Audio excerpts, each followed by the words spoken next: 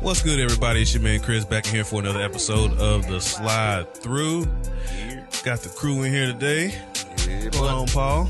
Man, you know ain't nothing. Yeah, same old. Ron? Chilling. Boy, you been working. I ain't seen you in a while. Yeah, 7 days was crucial, I'm trying to tell you. Woo. That hurt my soul to hear you say 7 days. Say January to Easter, that was what we was on, 7 days. Dang. Yeah, he don't get no rest. That's why I ain't seen you. I ain't seen him. Look, he be too tired to text, boy. He can't even get his thumbs don't even work when he get off work. No. Yeah, see, working in manufacturing like I work, boy, yeah. They working to death. I feel you, babe. I'm glad you're back, boy. Yeah, glad to see you Yeah, back. it's good to see you, bro. I appreciate it. Mark? I'm here, man. That's, You know it. yeah, that's what's up, man. What's been good? Same old, man. Work. Sound Working like, out. Started running. Hey, I went at the little link you sent me. yeah. Mad Miles Club was on there. Okay. Went out there, man. Hey, that's like 350 people out there. Good. What? Okay. Oh, I was like, okay. It was dope. That's what's It was up. dope. That's what's up. I must say, I will. Yeah. Be back. You be okay. That's what's up. Glad that helped. Yeah, I'm going to stick with it. I'm not a runner. I'm not either. So I was walking. Can I bring my bicycle out there? I was really single ready to mingle because Oh, okay, all right. like that. You know, I don't need to go out there. That's why he like that. That's why he's sticking with it. You gotta have your motivation. Though. Something gotta motivate you. You done turned the running experience to a mixer. Hey, they got a little skateboarding tomorrow too. So I'm like See? a roll bounce. Oh, all right. Oh, you taking it back to Georgia. That's what's up. I ain't mad at that whatsoever. I'm glad that link helped then. Shoot. Hey, it did. Like the might turn me South into a End, runner. That little. Yeah. Yeah, I didn't know what it was. Then I looked and that popped up. I was like, Yeah, it's in Charlotte, man. yeah, they're running. They turned the old like factory setting into like a bunch of shops and all kinds of Looks stuff. pretty They have outdoor movie settings and everything, so that's dope. But to all of those who have been rocking with us from day one, we appreciate it very much. Yes, sir. Appreciate y'all always sliding through and checking us out. As you know, this is episode 100. 100. 100. Finally. I figured out 100.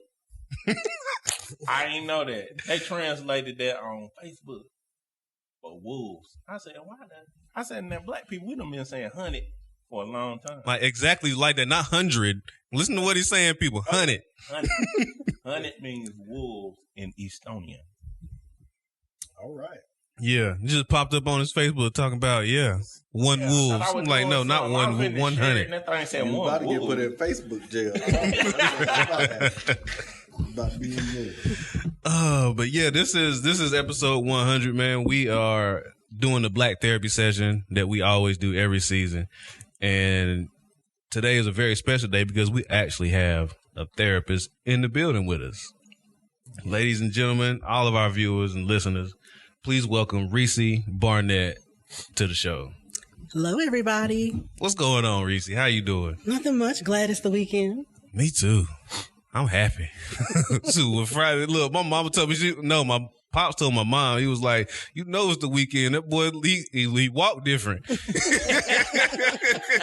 He happy. He come in every other day, be looking all sad. Every weekend get here, the boy, he walking different. I'm like, yeah, you right. Because I ain't got to go to work. Ain't got to deal with that stuff no more for at least 2-3 days. I work from home, so. Oh, see? See, I used to. Work from home is different. Man, it's pros I and ain't cons. there no man. more. It's pros and cons. Like, yeah. So working from home, do you get, like, I found myself getting tired of my house because you be there. So basically your job is your house.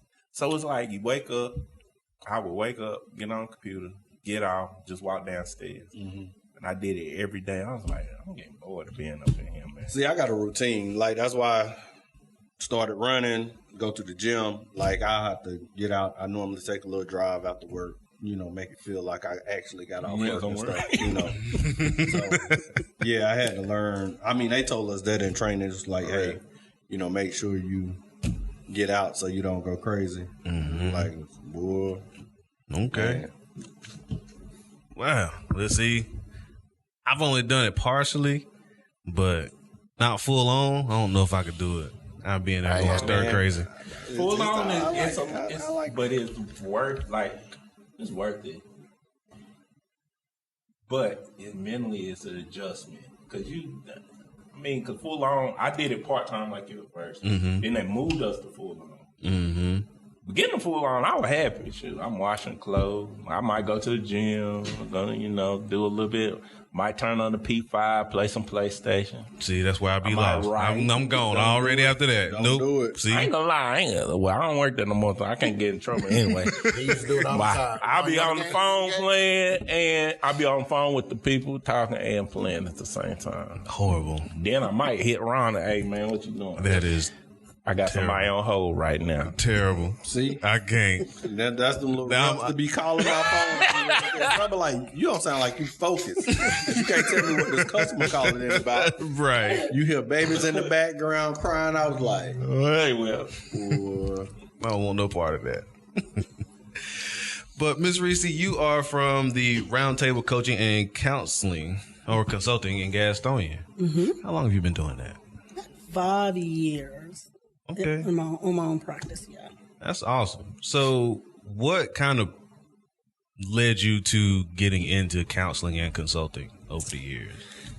So I love to help people. I like empowering people so that they can discover their own potential Okay. and help them realize that they don't have to be a victim of their circumstance.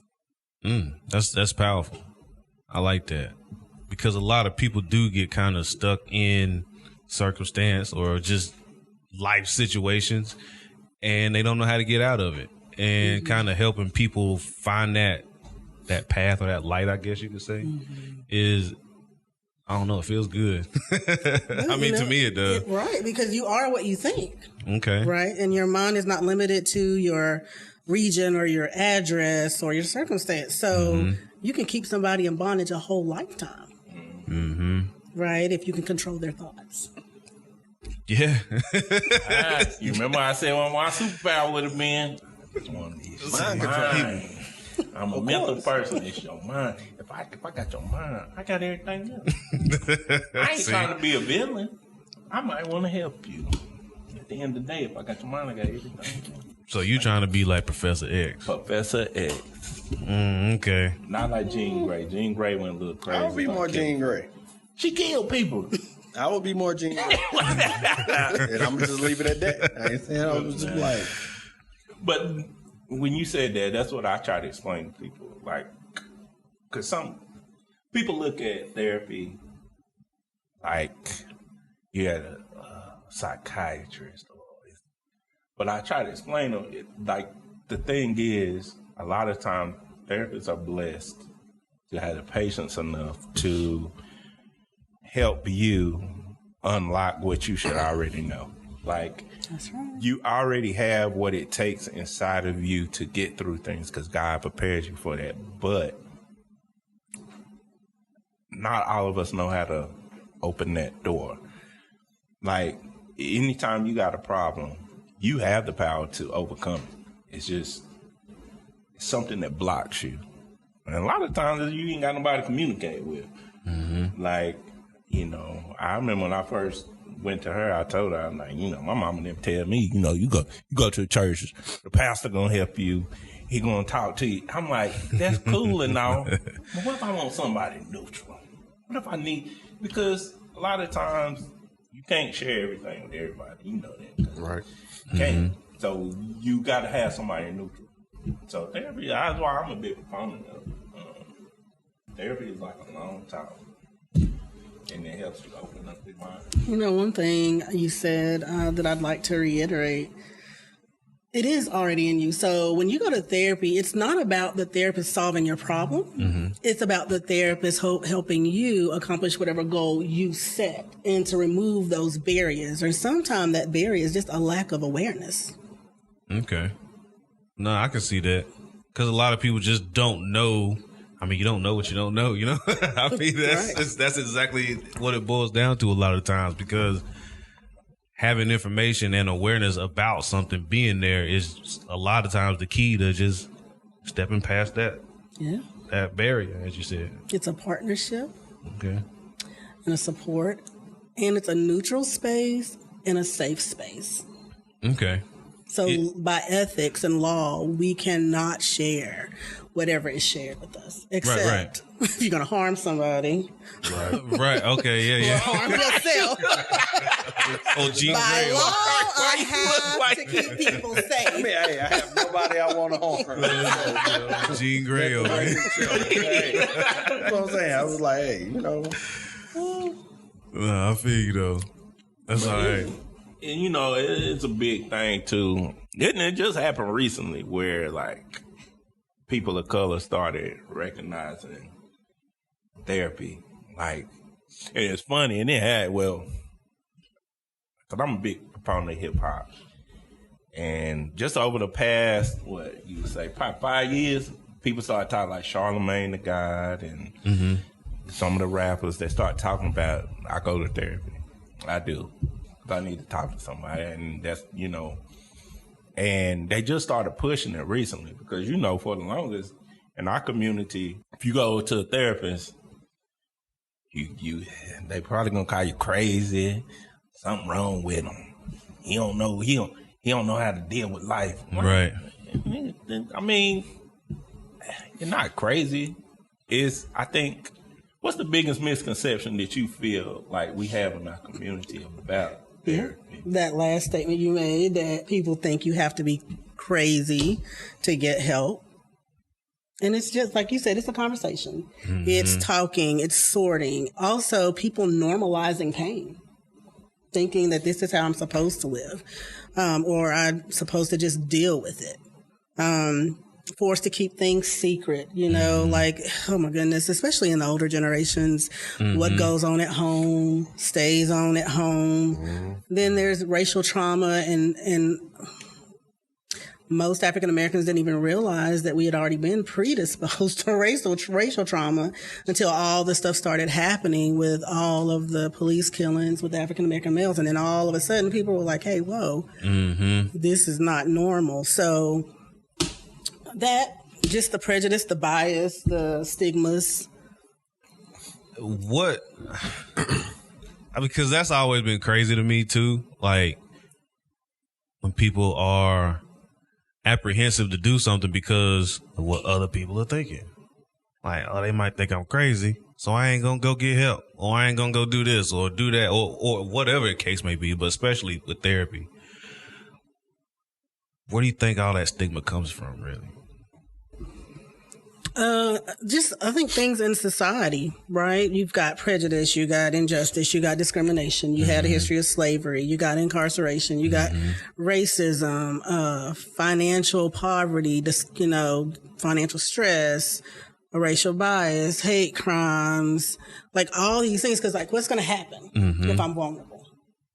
So it's a lack of trust. Okay. You're right. Like, what's going to happen? Is this going to help me? Is this going to hurt me? Is somebody going to take advantage of me if I do that? Am I going to be considered weak? You know, somewhere, I know later in the broadcast, we'll probably talk about family a little more, but like your family is one of your biggest influences. Right. Right. So if you came up in a family where you keep everything quiet, or you got black masculinity going on and it's weak for you to show your feelings and be open, well, then what are you going to do? Because at this point now you got to survive. Right. Okay. And so now we develop our own coping skills, and they may be positive ones and they may be negative ones. Because it's a habit. Like, we've been talking about that a lot this year. Like, it's kind of one of the things we done had on the show this year is habits. And like, your brain really don't know the difference between a good habit and a bad habit. It's just a habit because it's developed and learned. And at a certain point, survival mode kicks in, and it's, what was that you told me? And you remember that's the thing I always mess up. It's like, when you said, it's your brain always So I was gonna say, we want to dive a little deeper. Because you're gonna mess it up. I'm about to mess that always. I'm about to mess your mama's stuff always. I ain't gonna lie. Yeah. So basically, what happens is your brain, you have neurological pathways like roads and streets. Mm-hmm. You've got neurons like cars. Your brain is going to always choose the shortest path. Okay. The shortest path is whatever you do the most frequent. So your habits are something you do all the time. So that carves your shortest path. So it's going to be there like a default and like an automatic impulse. Okay. I got you. That makes sense. You know, you yell, I cuss. Because that's what I normally do. Like, Right. you know, I don't think about it. It's just like, oh, okay, woo. It comes out. Yep. Yeah, okay. You don't I even got think about it. You can't even catch it. You be like, oh, God, I already said it. Don't call on him now.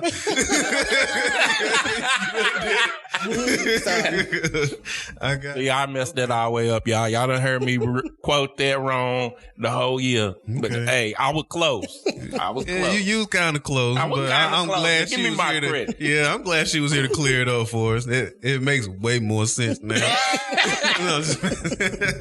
Yeah, I was lost all year. Yeah. So how do you think, so how do you think we could kind of get rid of a lot of that stigma and bring that awareness to people, or help them find that awareness? Well, things like this, sharing, psychoeducation, confronting the myths. Okay.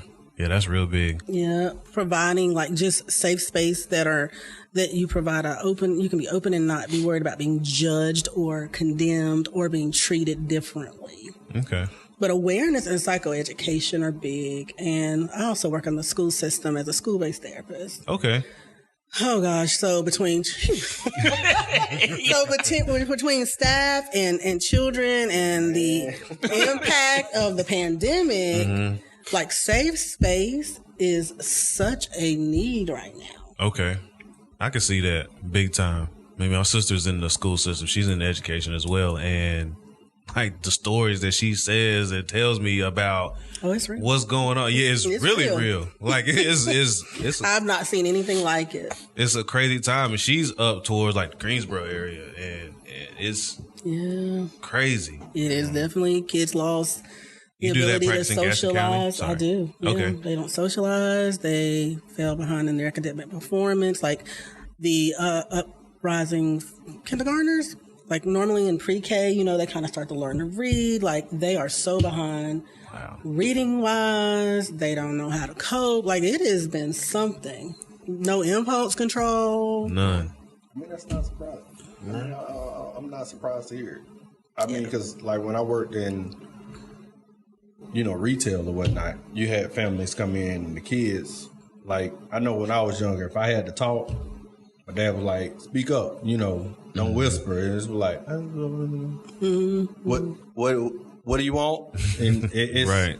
like, I mean, none of them really know anything. Like it's sad to see. I was like, I got friends that are teachers and they're always complaining about the kids. Well, not necessarily the kids, the environments the children come from and things. So I can only imagine the stuff you hear and know. I'm like, man, that's crazy. Well, see, my thing is, I always wonder, like, we always talk about the economic and those effects that COVID had, but we don't talk about the mental effect. Like I used to laugh, people be like, because I'm in staffing, and one of the things that staffing was upset about the most was it's like, all these people, they don't want to work, they don't want no jobs. I hate COVID. I said, technically I don't. I said, what COVID did was it woke up a lot of people. Now, we can't control how people react to certain things. So you're going to have people who try for PPP loans when they don't need it. But what about the people who did start a new business? This podcast was birthed out of COVID. Him and Ron did an episode together, and one day he called me. We was on the phone, me and my Professor Excel, trying to figure out how to put people's talents together just to do something. And it was birthed out of that. And I was like, I just hated these people are lazy. I said, I ain't gonna say that because I'm gonna say this. It was a lot of businesses born during this time. Now, whether they survive or fail, it's up to them. It's up to God. It's up to their work ethic. But that was a good, When we don't think about it, and then when everything started cranking back up, everybody's talking about the economy again. What about the mental part? Do y'all not know a world was shut down for a world, not just your city or your town or your next door neighbor. Yeah. A whole world. And you were isolated. If people don't understand, we need each other. We need interaction with each other. We can't just be isolated and not speak with one another, not have that interaction. But we was forced to do that for the longest. Mm-hmm. So now when things pop back up, like she said, these kids don't know, their communication skills is shot. Like, Shot before that. Yeah, there was shot before that. For social media helped that. But I mean, it was just, it's funny that people don't look at that. That's why I feel like people don't take mental health like serious enough. Like they don't. Because things change, but then you expect your mind to just stay the same all the time, constant. And it don't work that way. So I will agree with you that a lot of the things that we suffer were here all along. COVID just forced the awareness of.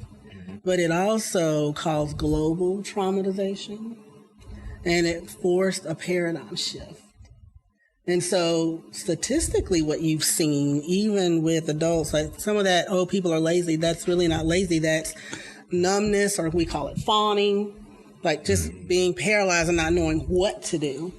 And then the numbers for depression and anxiety skyrocketed. So many people are on antidepressant and anti-anxiety medication, and there's nothing wrong with that if you need it, but because everything that they knew and trusted failed.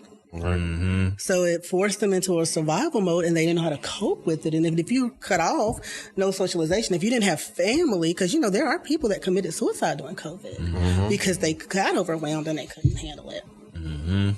That's crazy. Like suicide is crazy to me. It's just I never understand how your mind could go there, but I just never did. So what's interesting about suicide is, and then a lot of people say that, but it's the fact that these people are in such a degree of hopelessness and emotional pain that they literally think the only way out is literally out. Right. They just want to end the pain. Then they don't want to burden loved ones. And so they feel like they don't have a choice. And the wild thing about it, I've talked to some people who've had attempts. This particular one girl, she started an organization, but this girl had attempted suicide. Oh my God. Like, nothing but God. Like, I don't even know why she lived in. Did some crazy stuff, like ran out in front of a semi-trailer, like drank poison. Yeah, those are the things like crazy. But they all say the same thing. I even watched the documentary how, a lot of them, they want to, like, some of that is just, that's their cry for help. But they all say some dark figure, something just automatically, like, just forces them to do it, and before they realize what they're doing, that they're already in action. Mm-hmm. That's crazy. Yeah. Because I've spoke to people who have had those thoughts, and it's hard. I could talk to anybody about anything, I feel like, but that's one of those things where it's like when somebody come to me and say that, I don't know what to say. Mm-hmm. And I don't know how to help. When I want to, you know what I'm saying? It's like, because it's somebody that's close to you and you want to help with that. And there's already a negative stigma behind seeking therapy or anything like that. And it's like, what do I do? You know what you do? You just hold the space. You don't try to fix it. You listen. Yeah. You validate their emotions. Mm-hmm. And then you ask them, is there anything you can do to help? And then if they seem like they might be a little open, then you say, okay, let's try to go get you some resources. Okay. All right. See, that's why she paid the big bucks. Yeah, for sure. Because I would have messed that all. You were trying to help. Hey, man, what's wrong with you? Are you crazy? You can listen, but then it's like when you listen, sometimes you feel like the person wants you to respond, and that's not always the case. You know, it's just really. But is it the person, or is it your uncomfortableness and your need to feel like you have to respond in a situation? I think that could be it too. It's one of those like, so the way you can go about that, but I mean, I don't know. I guess that would possibly the human side of you is just she made me realize that when I talk about my need to, because I always got this need to help, like I can save people, but you can't. I know when I worked at Coke and I was a rep, and you probably done heard this before, be an active listener. Don't mean you're always going to have the answer. Oh, yeah. But listen. Some people just need you to listen. That's why I tell my mom all the time, like, Mama, therapists are a gift from God because they can just listen. We don't understand how hard it is. Like you said, man, in my head, I was going to try to give them an answer, try to get them up out of it. Well, some of the stuff they be saying, you was like, why is that your thought process? I never know. Why are you thinking don't like say that? Please don't say that. That's the one thing you don't say. It's like I'm telling you. I was like, hey. How did we get here? And can I, how did we get here? But can we also watch our body language and our gestures? Because your body language, your facial features, your tone say a whole lot without you even using words. Okay. Because like this, just right now, you're like, what is your thought process? Exactly. Like, so if I'm already feeling bad, now I'm gonna feel worse because I'm like, oh, he think I'm. Well, I mean, and I've been told, like, everybody tells me, like, hey, man, your facial expression. Say it for your mouth, dude. I'm like, hey, that's just me. But yeah, you know, but the crazy thing is a lot of my friends, I'm the one they won't call. I was like, y'all crazy. Why do you think that is? Why they want to call me? Most of the time, I do just listen. I sit back and like, all right, you done? Now, so I can over tell the you. phone, it's easier because, I mean, over the phone, They don't say, I see your my face. face. I'm like, what is, you know what? Face to face, I mean, that's a completely different story. Like, I've been told, it was like, you know, you listen, and I mean, if they want advice, I try to give the best. I was like, you know, what I would do in the situation. Not that it's better, but I was like, hey, it's another way of looking at it. But yeah, I don't know if I was like, y'all crazy if y'all calling me, because stuff be going through my head when I be thinking about stuff. I think people might call Mark because he gonna give you like a real pragmatic, straight shot answer. Like he ain't dancing around the BS. He gonna give it to you straight. So if they calling him, they need the straight answer. So you know what? So I can tell you exactly why they call you. Because you're going to be honest. Yeah. And you're not going to judge. And that feels safe. Okay. I mean, I can see that. I mean, because I am honest. I was like, hey, you want to ask a question? Just be prepared for the answer. You're not asking a question you don't think you won't know the answer to, because it's like, hey, you asked. But I mean, I do the same thing. You know, I know the ones that's going to give you the feedback you need versus I just want somebody to vent to. I'm like, I just need you to be on my side. You know what I'm saying? You got those friends that be like, they gonna ride for me. And then you got the one that's like, I already know what this dude's gonna say. So, I mean, and that's the funny thing. Like a lot of times, you know the answer to it. It's just putting it into action. And I guess that's always been, I wouldn't necessarily say my hang up with therapists, or therapy, I should say, is that it's like eventually it's going to be up to me to put it into action. So And I know sometimes you get blocked from doing that. Now, why that's the reason, I guess that's what y'all help with. Like, why can't I get up and do this? I mean, because like it's certain things. Like I guess the biggest thing for me is, you know, I read a couple of self-help books, and you know they like, hey, put your day out, journal, and everything like that. And the times you do it, you can see a difference, but the frustrating part is like, okay, I don't feel like doing this anymore. So self-help is good, but you got to realize the self-help book has the same prescription for everybody, but everybody is unique. True. So we will not continue to do or maintain what does not benefit us.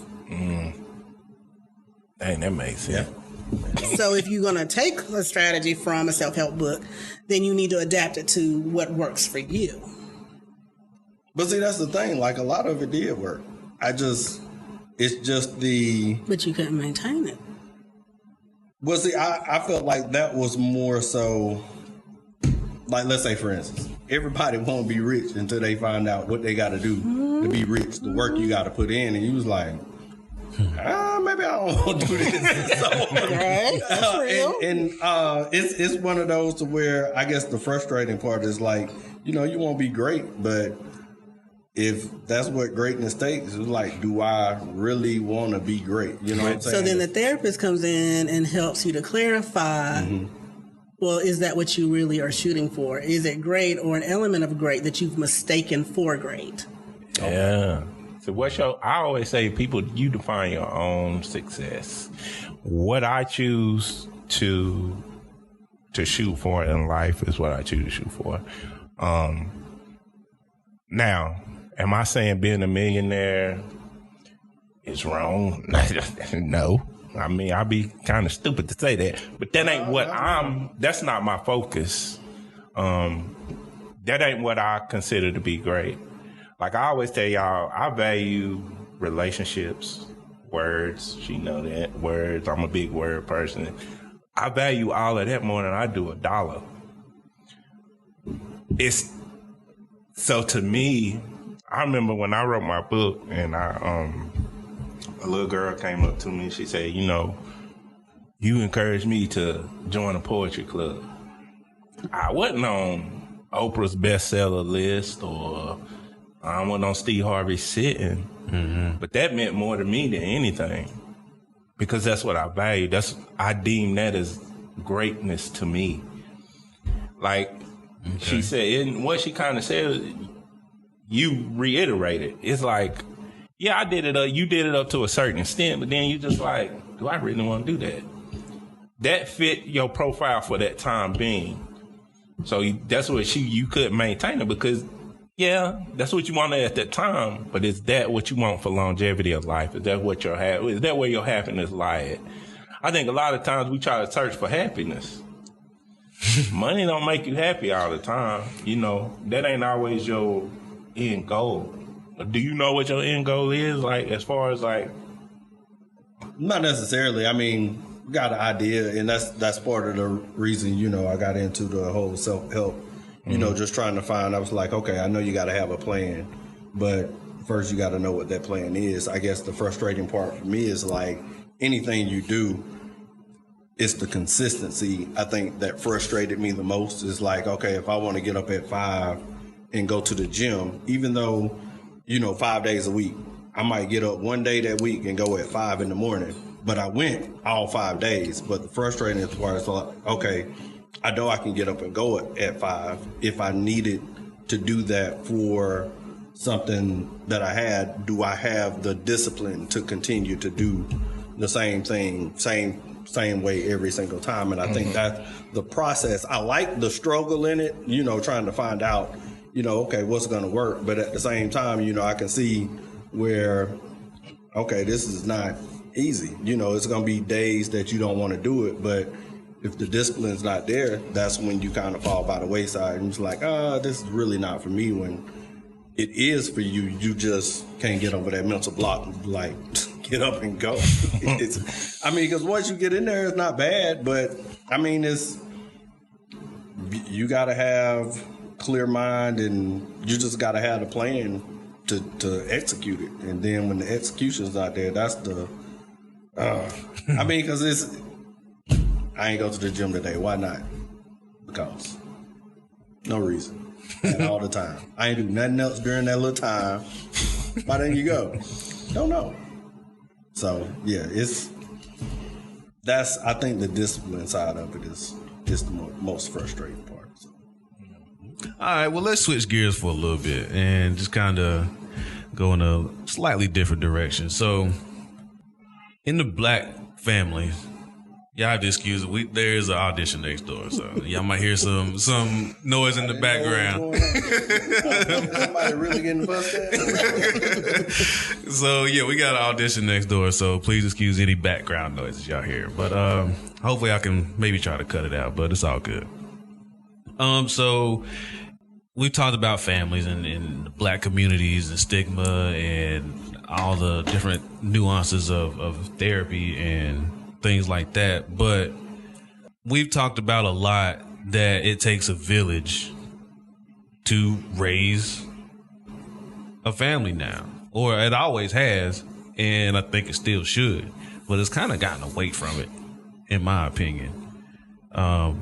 For various reasons. We talked about it quite a few times. We've talked about it a little bit before the pod started today. What is your take and experience with like the it takes a village concept? It definitely was prevalent in the past, and I also think it's still relevant. Okay. For today, because first of all, we can't all be every place at the same time. Mm-hmm.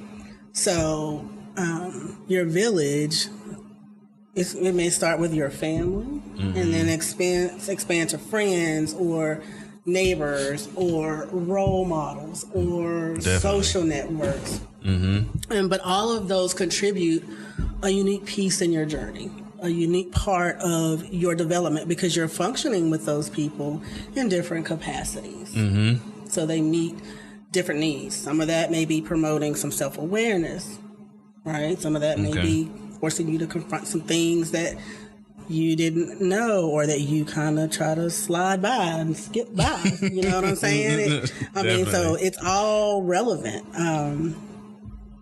It's kind of like we need each other, because like he said earlier, it's just human nature. We need connection, and we need a sense of belonging. If you take a baby and a baby is separated from its mom, or you take a child and a child does not have a solid attachment, they will stop thriving. And if they're isolated long enough, they will die, because humanity requires connection and belonging. That's deep. Yeah, for sure. Go ahead. And in my opinion, I don't know.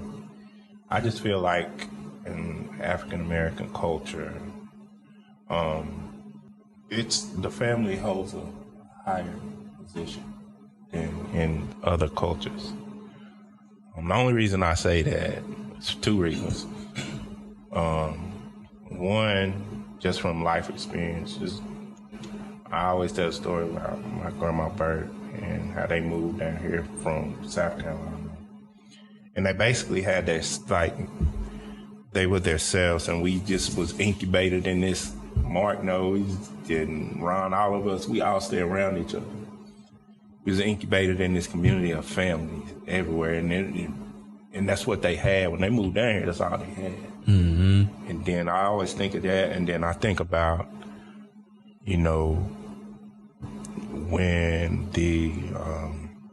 when when we came across the seas and boats,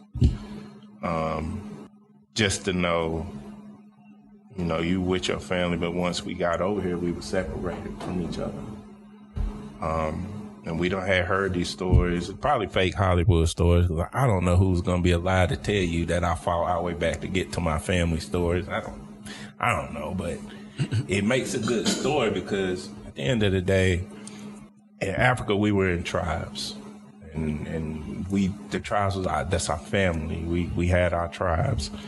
And that's just how we were always brought up in African American, like in Africa, and our heritage. It's family. And I feel like it just holds a bigger position, but I feel like we done kind of lost it a little bit.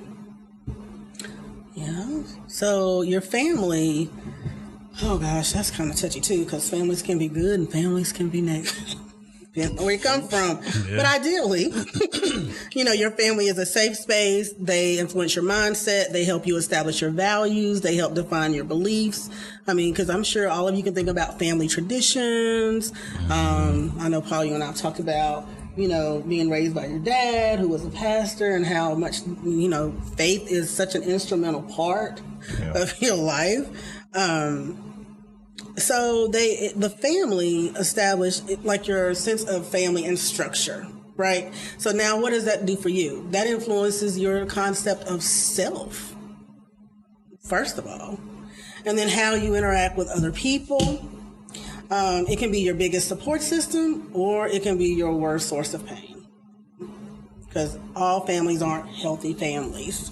They can teach you, families teach us how to survive. Now, again, you can have healthy coping skills and unhealthy coping skills, but the objective is the same. You survive. Now, hopefully you can learn better ways if you've got some negative habits, but that's what family teaches you, like how to survive, whether it's negative or positive, right? I could tell you some stories about some kids, and it's remarkable. Some of the things kids have engineered to be able to navigate their situations. And as a race, because of shared experience, like slavery and being kind of torn apart, then we have this kind of unspoken expectation to see each other as extended family. Okay. Right? So oh my God, in the past year, I remember when I first started therapy, I didn't get a lot of African Americans, male or female. And then I got a female, and she said, listen, I don't think you know what a commodity you are. And I was like, what do you mean? She said, because first of all, this is rare, and I am in a group of Black professional women, and they want somebody that looks like them. They want somebody that can understand their experience, and it's just not a lot of you around. And I was like, really? She was like, yeah. And so I wasn't getting males at that time at all. And then maybe 8 month later, I got an African American male, and I was stoked. Like, this is great. This is like, what made you come in here? So, because that was an education for me as well. But again, it's that unspoken. Nobody has to say to me anything about hair. Like, one girl started her drag journey. Like, that's just an unspoken thing, Right. And then she would tell me she had gone to therapy. She had gone to some Caucasians there, but she was like, I don't want to try to have to explain that. And then some of them wind up being ticked off because now you're trying to act like you know, but you don't know because you've not experienced what I've experienced. Right. So that's why family plays a crucial role.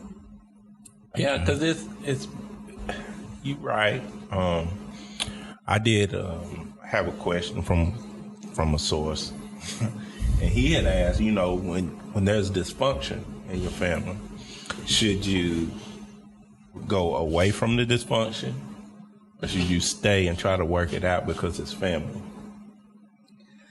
So then I'm going to say, first of all, we need to clarify, are we talking about dysfunction or are we talking about just disagreement? Because that's different. How do you discern the difference between disagreement and dysfunction? Disagreement means maybe we have different opinions, but we still have a decent open relationship, and we can communicate and we can agree to disagree. Dysfunction means that you have some distortions, your behaviors are not appropriate, or they inflict some type of harm or stress, and that's dysfunction, and it's a cycle that keeps being perpetuated. So that's dysfunction. Oh.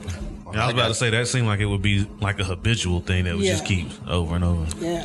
See, I got that on both sides of my family. I'm saying I'm closer to my mom's side than my father's side, but when my grandfather died 2 years ago, it was a lot of dysfunction because it's 6 of them. Okay.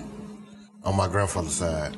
Between all of them, none of them can agree to disagree to actually what he was going to wear, what he was going to do with that, who was going to get what, all this. Mm-hmm. So I'm saying I had to deal with that on that side. That's why I don't really deal with my father's side like that, because me and my father don't really have that connection like we should. He was there, but he wasn't there. So I'm more or less on my mom's side. So that's why I say I can deal with it on both sides. Like I told him before when we was talking, I'd separate myself from it, but if you need me, I'm there. Mm-hmm. I'm saying because that's family, and you know that's all we got is family. So I'm there, but I distance myself from it because I know you got this one doing this one doing that, and then like now you like who doing what? What? Okay, I don't know which avenue to go to because you said this, that one said that. Now I'm back over here. So there was a lot of dysfunction in that aspect. Okay, so there's so many different things.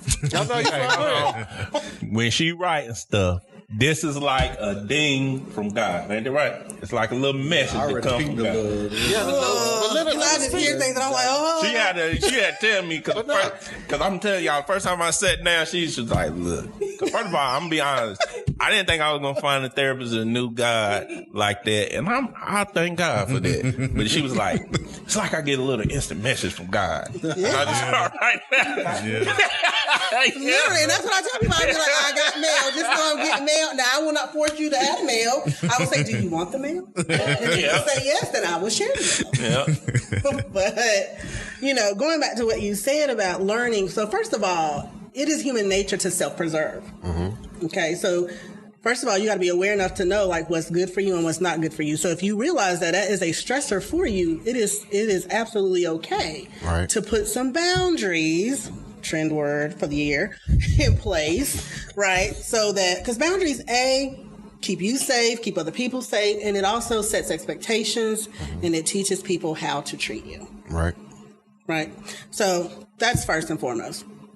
Okay, and then secondly, when we talk about like a whole like family and multiple generations perpetuating those same habits and dysfunction, if you're at a place where you're aware enough and you're healed enough, then it's trying to understand the why.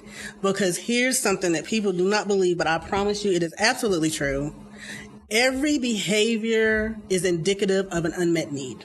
And people don't know what their need is, and maybe some people don't even know they have a need, but that is what it is. So when I hear you talk about that side and them all arguing and they can't come together, that tells me that that side has a history of not feeling heard or feeling valued.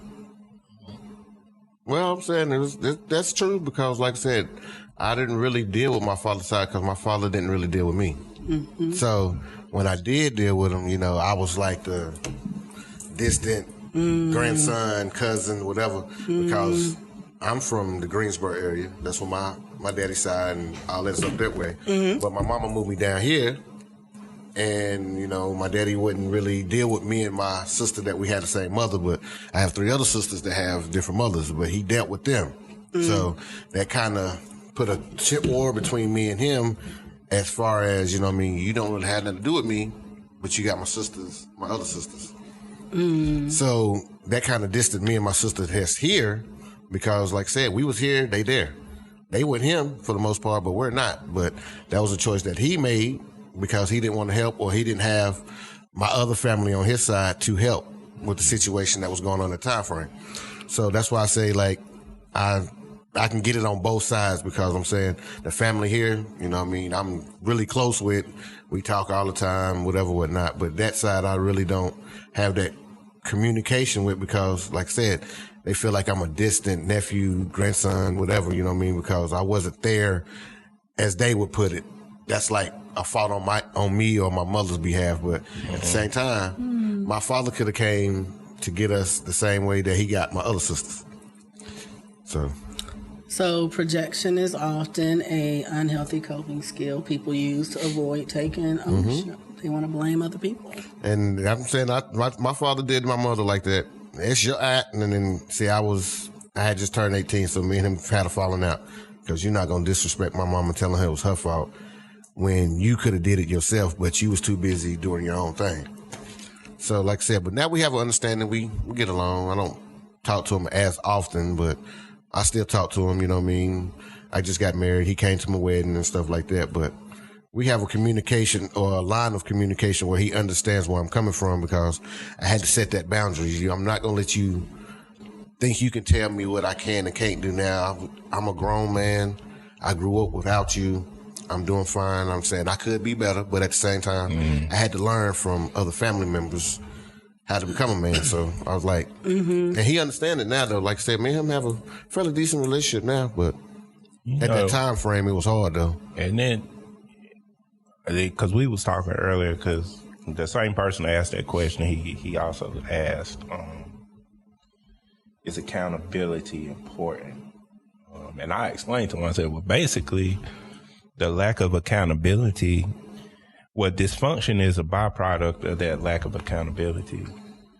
When you project and pan other things off on other people because you don't want to take ownership, that causes dysfunction sometimes in families, man.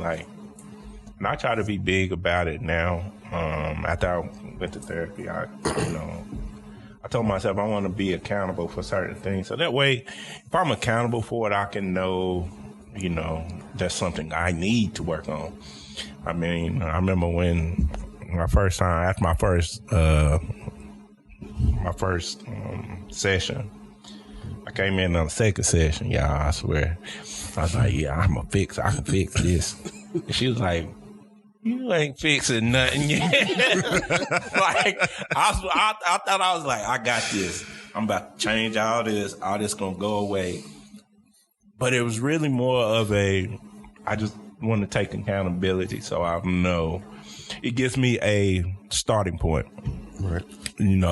I think sometimes in dysfunctional families, you don't got a starting point. Mm-hmm. Your dad, you ain't have one because he didn't want to take responsibility. So he didn't even know where to start from. Just like you said, I've heard many people say, well, I tell my dad he ain't been around, so we got to start from here. Right. I don't need you to go back and be daddy now. Mm-hmm. But we can build a different type of relationship. Mm-hmm. It's a starting point because now that father has taken accountability for, all right, I ain't been there. I wasn't there. But I do want something, a resemblance of something with you. But he asked, the guy was like, well, is accountability important? So I would say, first of all, you have to distinguish the difference between acknowledgement and accountability. Mm-hmm. Because what your last statement was, that was indicative of acknowledging. Like saying, you know what, I don't want you to go back and try to fix what's already happened. I just want you to be present now. But I do want to acknowledge that that you're saying like you dropped the ball. May move on. Then we talk about making the differentiation between and understanding that whatever somebody does or doesn't do, we can't control other people's behavior. Right. Mm-hmm. Right. So at this point, making sure that you don't let somebody's choice impact your identity and your worth. And then as far as personal accountability, we got some steps. Number one, we have to be aware, first of all, that there's something going on. And then number two, we have to be willing to acknowledge that. And when we can get past that, we can accept it, and then we can decide how we want to act on it. Okay. I might need to write that down. That's why we recording it. Hey, I ain't go back and run it back. Ain't no thing. 50 minutes in. You got it. That's good though. I mean, because like you said, like we said before, like that's why we do this, so people can have that to go back to later on. It's like, all right, I remember he said something that really hit.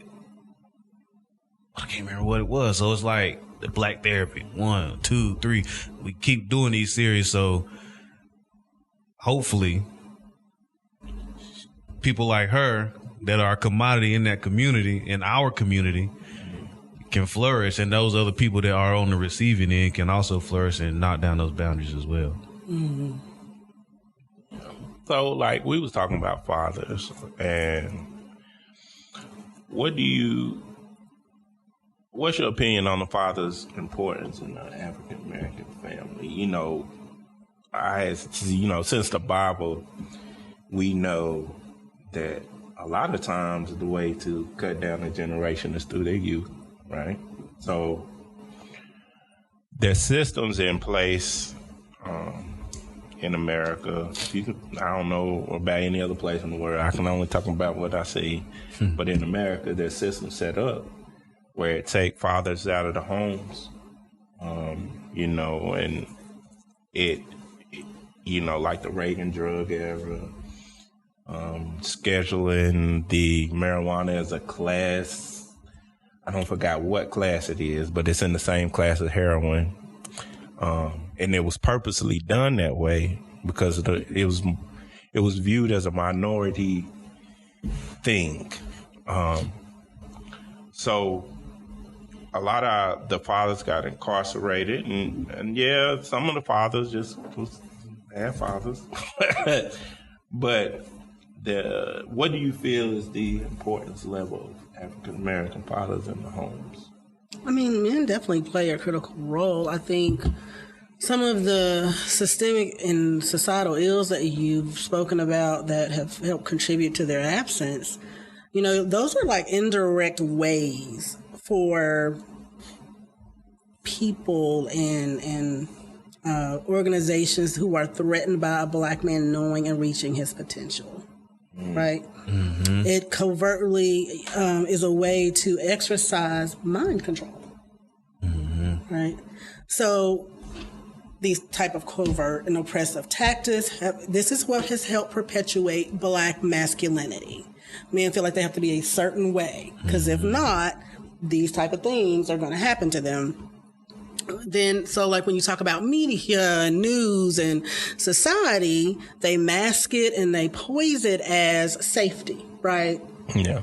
Okay, so this is what it looks like to the general public, so that it's creating this subliminal mental construct. So a construct is kind of like scaffolding or a framework. And so why does it matter? Because that influences how you see yourself, how you relate to others, how you relate to your environment. And so it pushes stereotypes, and then it allows societal norms to suppress and eliminate the threat. It is really, if you think about it, hidden embedded propaganda, right, that the systems are perpetuating. Now, when you talk about the absence of the father from the family, it changes the order. It changes the role of the family unit. That will cause the children and the mother to function in roles that they are not equipped for. And then women are forced to function as the head of household. And then that unconsciously causes them to lose the softness of their femininity. He done been preaching that for the longest. And he look, I mean, and that's true. Like, if you think parenting is made for two, it's the development of a child. I know I took a little bit of psychology, and a child is a blank canvas. You're blank. It's only thing you know is being happy and hungry when you come out your mama. You are blank. But the weight of this world and the things that we go through growing up, it takes two. So when you make a mother, like she said, the mama has to do it all. Or I ain't gonna lie, there's some fathers who took the single dads. But either way it go, they have to do it all when it's supposed to be, it's a job for two. You know, some of that is by choice. What you mean? I mean, like all the stuff you see.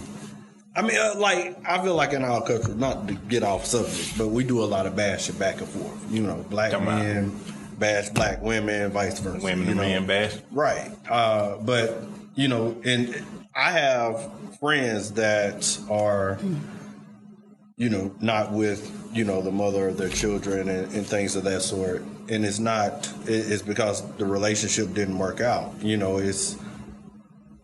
you get into, well, I don't like this, I don't like that, and then some kind of way you break up. Now, you're paying child support, you don't get to see your child. And, you know, it's I don't know. I think some of it is, like y'all were talking about earlier, not being accountable for your actions. Yeah, and then, you know, I was talking to my mama last night, and Mark, she was like, yeah, you need to talk about ask her about, back in the day, the men, they was a piece of work, they partying, cheating, drinking. They came back home. I'm like, what? I said, no. I said, maybe that's why. I said, don't. I said, Mama, don't forget. We are a learned species, so things get passed down. Yeah, it can get progressive. Just like if somebody tell a story to you, then I go, by the time it get to the end of the line, it probably got progressive worse. You probably done died 12 times over. That's not what we was talking about. But see, how did you get that message? Yeah, you know what I'm saying? Like, I said, but Mom, maybe, y'all out here talking about it. I said, but that's not good. I understand, and that's my thing too. I think too, to stick by your man, it costs some things. Do you agree? Well, I think this is loaded too. So first of all, I'm going to challenge you to dig deeper. Okay, even with your example of like bashing, if you really just step back for a minute, it is again systemically implanted. That's all I've been saying for how long? How long I've been saying? Because a house divided can't stand, right? So if you've already been isolated and you are only amongst yourselves, and then now you don't have the ability to communicate, you don't know how to have relationships because we have some absenteeism going on. Mm-hmm. So now what's going to happen? So now the only thing I know to blame is what's in front of me because I don't have that awareness. When you talk about fathers not being there for children, right? When they start getting locked up and they get falsely accused, that image gets perpetrated through the media. Now we get some transgenerational trauma. The dad can't be present if he's locked up, or he's got to work extra hard to support the family. Then he's becoming traumatized. He's not aware he's traumatized. Then the dehumanization caused by the institution of slavery, listen, that perpetuated across generations, even till today. You've got the operationalization of white supremacist mentality to force compliance. How do they do that? Torture, brutality, separation, oppression. So all these gestures, all these subtleties communicate the need to keep people under control. One of the easiest ways to control people is to divide them, to scatter them.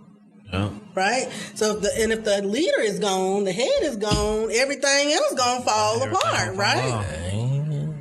And that's exactly that's kind of what I've been saying. I just don't understand why people. I'm like, because they're so absorbed in surviving. It's frustrating because everybody didn't get raised in a culture and an atmosphere to take a step back and look, or to talk, or how to actively listen, or to see separate the stressor and the antagonism from the fact and the need. Mm-hmm. They didn't. Yeah. And I mean, and even when we was talking earlier, and I said that, just because somebody might, or we think that they have all the resources, all the information, all the means, like cell phones. Like you can find out anything on this now. You know what I'm saying? All you gotta do is just Google it. But you can't make that decision if you in that system that's got you running in a circle. And that's true. And I told them, I ain't gonna lie. I shoot stuff out at the barbershop when we do podcasts, just see how people talk. But I told them, I said, it's funny. The internet is the internet, and we can't find anything on there. You can find anything. If I wanted to find something to say the earth is flat, there's somebody that's going to say the earth is flat. If I want to say the earth is round, there's somebody going to say it's round. Probably if I say if the earth is square, you're going to find that. But if your base is not strong, that's when you are a leaf blowing in the wind. You just going from side to side. You can never pick a side. There's no side to be had. It's like, I feel you, because like, I be like, man, some of this stuff I wish it just changed. Just like I told her, I said, I'm finna fix this. But you can't. I'll be honest. I don't be wanting to be a pessimist. Like, I be telling people, like, somebody asked me, they know I'm a Kanye West fan, and I still am. I don't care. My boy going a little off on the rocket, but that's okay. That rocket chair broke. Hey, whatever. But I he got some right. It's my dog, though, but that rocket chair broke. But somebody said, well, he said he wants a utopia. I said, well, that's one thing I do not agree with him on. I don't think there will ever be one, because in my mind, life is a balance. This whole world is a balance. It's a whole. Good and evil. If God is what we say God is, and He's a God of freedom of choice, you can choose to hate or you can choose to love, and that's gonna always be there. But the thing we was talking about earlier was, if somebody come to you because what they're gonna do is come to you with them. Well, Paul, if you believe that, then why am I fighting? Why am I even trying to make myself better? Why am I even trying to change the situation I'm in? I'll be stuck. But one thing I can tell him is just keep fighting, brother. That's all I know to tell you. I said, I'd rather keep fighting than to lay down. I will. Well, first of all, because if somebody comes to you like, hey, because you get to choose your quality of life. No, you cannot change like some systemic things, but you can change how you respond, which can change how you perceive things. Right. Right. For sure. Yeah. And then, like, the danger of, like, yes, the internet is great. Everything has its place. But too much of anything is dangerous. Yes. Because when you start just getting, like, information and you don't have, or quote, trying to gain knowledge and you don't have understanding, it's just information. And information in the wrong hands or without a lack of an understanding can cause more harm for sure than it can good. That's true.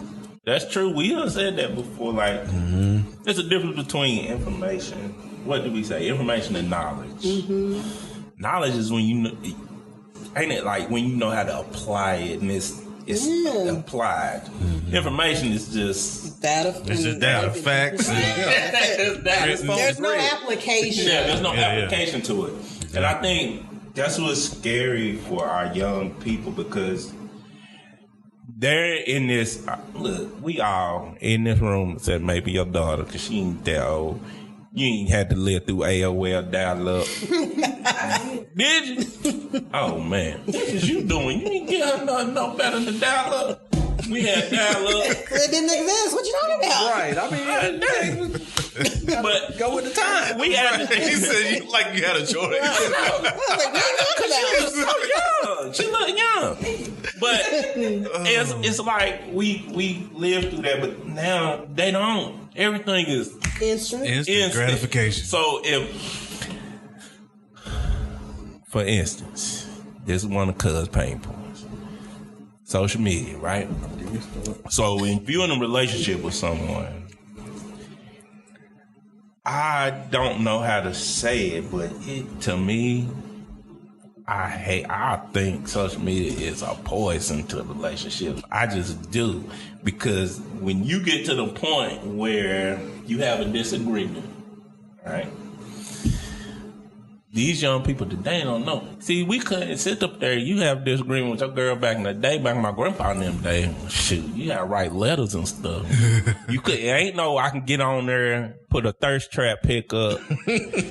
And then get like 500 dudes. Everybody like your emotion. Like my. So you have issues in your relationship right now because I heard you talking about it. I was like, now you done removed all your photos. I'm like, oh man, and this is sad, but it's scary because they don't know, like they don't have that, and like it creates this false sense. Even when that's just trivia, but even when it breaks down to like when something unjust happens to a little young black boy or a black girl, social media causes us to become desensitized to it. They'll become a hashtag. And after the hashtag, it'll last for one news cycle.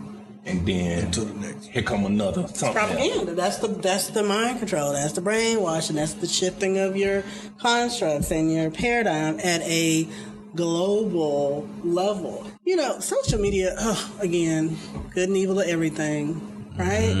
Yeah. Oh, but if you think about it, social media actually creates an alternate reality. Yeah. Definitely. It do. We said that. Like it's a whole nother world that people step in.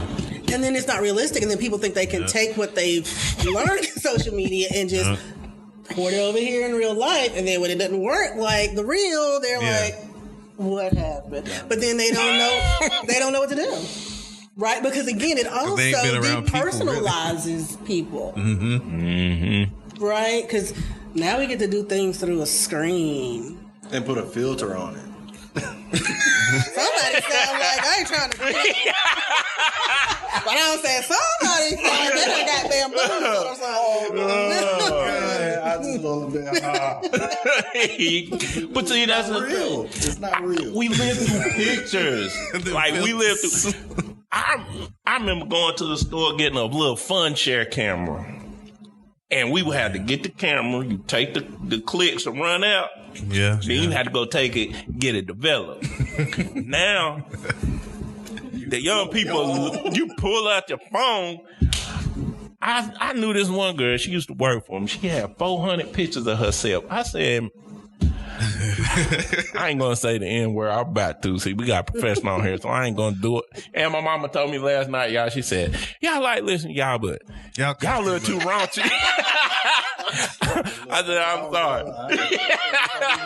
You're not getting this link. But that's what I'm like. It's like everybody. If I go to a concert, you don't even see people enjoying the music. Cause they like this. Yeah. trying to be. I was like, did y'all just see? I'm like, man. So what do y'all think that is? What do you think the phone or social media does for people? Why is there such a draw? It makes them feel important. Yeah, I mean, if you got followers, you post this picture. Ooh, you watching the little likes button. I got 500 likes. I'm like, because if I'm following you, all I did was that. I ain't even look at it. I'm just trying to get through. It was like, oh, you might have got a like, but I really didn't see it. So this goes back to that need for significance and acceptance and connectivity and belonging. So it gives me this false sense of worth and security. So then you have people commit suicide because all of a sudden their social media number. What? Like... Yeah, I mean, and that happens. Because all it sounds wild, but it's real. Yeah. Dude, I watched memes or bullies. Netflix. They got one called what was it? A Social Experiment, and it talks about the creators who created it. And these fools sitting on here talking about something. Yeah, we didn't think of what would happen if we put a little heart on here, and then you could put, just hit the heart and then it show somebody that you liked it. We didn't think about that. I was like, how? Human beings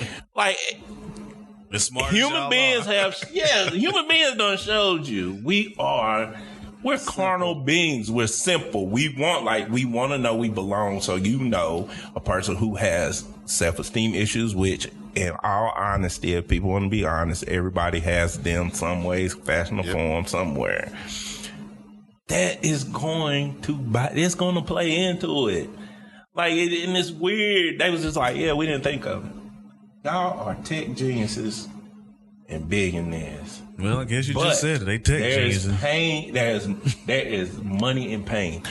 So y'all ain't worried about it because it's gonna keep paying y'all. It's just it.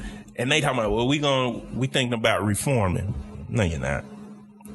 Because it's like I think social media is like a drug now to society. They too far, yeah. Oh, there's a real diagnosis in the in the manual. Well, one of my For daughters is like addiction, that. social media And they addiction, That mug will Yeah. not put I did her not phone know down that. at all. At all. Yep. That was on that Netflix show. What is if it's the same one where they was Yeah, sitting when at she put that box at the table and So then they- put the yeah, phone in the it- box. it was The a girl whole went family. crazy and cracked that. Yeah. It on brain scans, it impacts the same part of your brain in the reward center like any other drug. Wow. That's crazy. I think I saw something. I don't know if it was on YouTube or something like that. Well, I might have to tell my stepdaughter that. So it's up there with like drugs and gambling and stuff. It is. There's a diagnosis that it says it's an addiction. Yeah. That's crazy. Crazy. And Makes I mean, it makes sense. It makes 100% sense. Somebody made us money. Yeah. So with For sure. social media, all the systemic things, the father's not being there, the mother's carrying a different load. What do you think that role plays with like the little boys? Well, hold on. Let me add this though. With you have the original father not there, but you got a man that's willing to be there as their father. Well, yeah, How would you go family. about that, or what would you be able to tell them in that aspect? Because I have that. I don't have any children of my own, but I have 5. I've been married before. I have 2. My ex-wife, she had 2, but I consider them mine. And my wife now, she has 3, and I consider them to be mine. I'm saying at the end of the day, I know your father's still there, but I want to be there to give you that male role model that I didn't have as far as my father when I was coming up. So what would you want to, what could you say, or what you think that, how you feel about that situation? Because like I said, you got some that is there, but you ain't my daddy, I ain't got to listen to you type thing. But then you got the ones that will actually listen, but still have that wherewithal in the back of their mind, like you say, body language. You know. Well, So, I didn't tell them that. You know, it's 2 different things. So I think first and foremost, you and your partner need to sit down and have a conversation and come to an agreement on what your role is going to be. Like, because, you know, some people get married and they don't have these conversations, right? They just think that it's understood. Well, to that point, before we got married, they took it upon themselves to call me Pops. That's what they call me, Pops. Okay. They say I'm they Pops, even though they got, but I'm just saying in general, not my situation, but people, other men that's out there, because like I say, they respect me, they catch their attitudes, and they know what the deal is on that aspect. But I was just saying in general, other men that is in the situation that I'm in, but you know, they respect me. They, hey, Pops, you know, I mean, something go wrong, they call me, they call her. But like I said, it's just, I want to, in general, men that's out there that don't have that. Yep. So again, I think you still got to get the understanding, because like some women will be like, they just assume, right? And then there's certain things, then all of a sudden you find out while you're in the middle of it, there's certain things they're okay with and some things they're not, but you didn't know that because it was just like a blanket understanding. Then after that, I think you talk to the child and you just say, hey, I'm not trying to replace your father, but I do want to play an active role in your life. How would you like me to do that? And then you can share like what you feel like your role should be, or what you guys agree on as a family of what that's going to look like. So it may be, you know, he has just as much right to correct you as I do, or, you know, whatever. Yeah, I mean, blended families is something that this generation, like I'm in a blended family situation. I can say, like, their dad he's a good dad to him. Like, I done met him. He cool to me. We talk, but it is true. Like, yeah, I done heard people have so many different stories on like the blended family side. Like, yeah, they ain't never gonna look at you like a father. They might say it, but then when you and her fall apart, they ain't gonna talk to you. But then I heard people say, well, me and my girl broke up. I'm still like a father than them. And what I would caution other men in similar situations about, to just kind of be aware of, is what is that child's relationship or lack of relationship with their other father? Because understand, children up to a certain age do not have the ability to identify and express emotions, right? They just project. And so they will project whatever feelings they have toward their biological father onto the man that's coming in to play the male role model. And the funny thing with that is, my older stepdaughter, she has a little girl. She calls me Pops as well because she don't know her real father. Me and my wife now, we've been together 3 years. So I'm saying I pretty much, after she was a year old, me and her been together. So that's what she, like you said, she thinks, oh, that's my Pops. But she still call me Papa, but that's my Pops. She don't know her father like that. I'm saying he'll call in once in a while, but as far as that, like meeting him, she wouldn't know if he was sitting right there. She wouldn't know that. And you know, we always talk about this. Why you on here? I want to talk about it too. Like, we say little girls need their fathers to teach them what a good man, a real man is. Mm-hmm. And a little boy needs his mama to teach them what a good woman and how a woman should be. What's your opinion on that? I don't want to limit it to a mom or a dad. Mm-hmm. Like, by default, you would think, well, yeah, because that's your immediate family. But it can be just a positive woman, a positive male. It may not be the mom or the dad. And that's what I mean when I say that. When I've said it so many times, it's like that female figure in a man's life should always be there, because I mean, there's so many relationships that get broken off men choosing the wrong women. Women. I see how I pause and let it go ahead and get it in. Okay. That women should, if you're raising sons, or you see, you have friends that, have sons, they should tell them, this is what you look for in a woman. This is not what you look for in a woman. And the same thing on the other side. So it's like... But here's the thing, like, if you've got a female that's broken and she don't know she broken... Yeah, that part too. Then what she's telling him in her mind, you don't know what you don't know. Yeah. Right? But it's not healthy. That's true. And then that's another thing. We gotta, like, delineate between good and healthy. Woo. Dang. So another one. So they be like, why do it seem like the female would choose a man who ain't right for them? They choose the bad guy because they say it's more. It gives them more security. Define bad guy. Okay. The thug. Drug dealer, dope boy. Whatever you want, the swag guy, everything that you like, whatever. Or even they don't from that, the square. They don't want the square, or even the rock star, not the whatever. Or they choose the dude who got the most money. Ain't got nothing to do with the personality, or he got money. He can provide for. Oh man! So at the basic level. Every woman is innately designed to want to be protected. Just like every man at a base level is designed to provide, to protect. So that's just your nature. Right. Okay. So, she gonna be like, oh, because she can see. Now, she don't know, like, this all might be perpetration, right? But... because if I don't have relationship skills, I'm not going to know that. I'm just going to go by what I see. You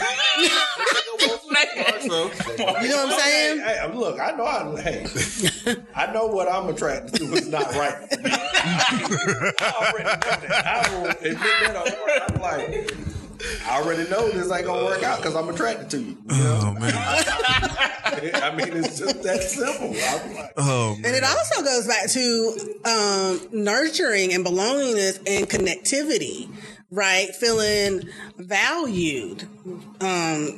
So I want somebody that looks like they have the potential to protect me, to provide for me. But again, if I don't know what the components are for a healthy relationship, and I don't realize it's important to be able to communicate, I just think, if I got the right motion in the ocean, it's going to be okay, or, whatever. Yep. So, because again, I can only do what I know, and what I'm going to do is what I've learned that works for me. So if my value is wrapped up in my Coke bottle shape, then that's what I'm going to use. If my you know what I'm saying? That's it. So, but if I didn't learn a healthy relationship and know that, I thought, because now we have to go into nuts and bolts, like what's the difference between, he's attracted to me or he values me. Mm-hmm. What's the difference? Because a lot of women don't know. There are some women that don't know the difference. They think if this person is attracted to me, they value me. That's not that's not necessarily the case. I see you at nighttime. What? Right, you got to keep on moving. If I take you out during the day, it depends on time of the day and how long you stay. But simple, right? I mean, so oh man, those type of things, like just not knowing. Like, what is value? And then I don't care whether you male or female. If you don't value yourself, no other relationship is going to work. If you don't really know who you are, because most people who come see me, Paul, and I did it with you too. First thing I'm going to say is, do you know who you are? And almost everybody going to say, they be like, yes, I be like, I told you, yeah. Okay. My answer would have been no. Honestly, mine was you are clearly the outlier. Yeah, because mine was a halfway. Because once she read me, then I couldn't say nothing. I'm like, yeah, I don't know. I mean, because I feel like that's why I don't even know. I went home. I told my mama, I said, it's so sad. I'm 40-something years old. Didn't even know who I was. Oh, man. She said, what? I said, yeah. But I'm telling you about, and I put the disclaimer out. I said, listen, I'm going to give you this sheet. These are things everybody need to know. Do not feel bad when you cannot answer these questions, because about 98% of the people cannot answer the question. I believe it. Okay. I believe it for real. I mean, and the thing is like, man, you don't really, and some people think they love themselves predicated on a part of social media because I got liked. See, this is my thing. A woman can look at it, she'll throw a picture out there. And she's just like, I know I'm beautiful. You know why? Because this. You took it 30 million times. You took 30 pictures. So you need, this is what I had to learn. This is one of my therapy things. My value ain't given from the outside. My value is from within me. So if I got to take a picture to feel like, or is that's my validation of value, then I don't value myself. That's why somebody asked me, you don't never put nothing on, you don't take a lot of pictures. I said, no, because I don't care. I care less. I said, I don't like it doesn't create any value and I had to learn. I still got my postcards, by the way. Like, see, I'm still a good student. But I still got my postcards, and I read them from time to time. Because you do need that. I still got to be reiterated because I ain't perfect. Wait, what's the postcard? So you ain't just gonna skip over. You ain't just gonna skip over that. Some of her got a mail something. I got mails. She would write on cards. Like one of them was basically telling me that I don't need other people's validation. Give me value. Because for me, I told her, I'm going to say used to, but I used to have a problem with dating women who may be broken or have a problem or something's wrong. Mm-hmm. And I equated me helping them through that with love. And that ain't love. Mm-mm. That ain't going to make them love me no more. It's like a codependency, right? Or something like that? Yeah. I was like that. I thought I was, the man in shining armor. But then the problem is, You fix me. the problem is, I wrote a poem about. I got a whole book really talking about love or whatever. But I had wrote a poem about, it was basically a poem describing a bellhop, or not a bellhop. Who's the guy that gets the bags at the concierge or what? Bellhop. Yeah, that's it. I thought I was strong enough to carry those bags, But one thing I learned about when you lift weights, once you put that weight down that you done been carrying for so long, you weak. It weakens you. Your body, I get spaghetti legs. So I'm up here trying to carry all your baggage. I can't even hold myself up. And I ran into that because I equated me helping you through your mess with you finding a way to love me. And the only reason I did that is because it's still a part of me that ain't confident in me. Okay. Yes, because value is intrinsic, not extrinsic. And when we look externally, then we're trying to get our value from other people or other things to feel validated. Yeah. That's pretty deep. I told you, man. She had me in the cherry blood. Yeah. I tell that one story. 'Cause I tell to this day. You had me do that exercise where you made me close my eyes. I swear, y'all. I tell it every time. It felt like I was in Get Out. You know when that man be falling, when he's falling into the sunken place. To the sunken place. It was like she was like, close your eyes and speak to you in the dark room in a chair, and you like, just tell yourself, speak to yourself. What would you tell yourself? I swear to Jesus. Oh man. I was sitting in the chair, and I'm just like. I'm sitting in there. I'm talking to myself, y'all. I promise. And this is my thing. I don't never shy away from telling people about this is why I like Kanye, because he is who he is. He gonna tell you the good and the bad. You gonna see everything, and that's how that's my spirit. I want, because I done lived a life of where I was in church, and then they teach you to walk this way and do this. And I had conflicts with it because I didn't know the meaning between humble and just lack of confidence. So I promise you, I was sitting in the chair. I couldn't stop crying. I cried for about 30 minutes just talking to myself. And it was like I was talking to myself in the chair. And I'm just like, dang, she really got me.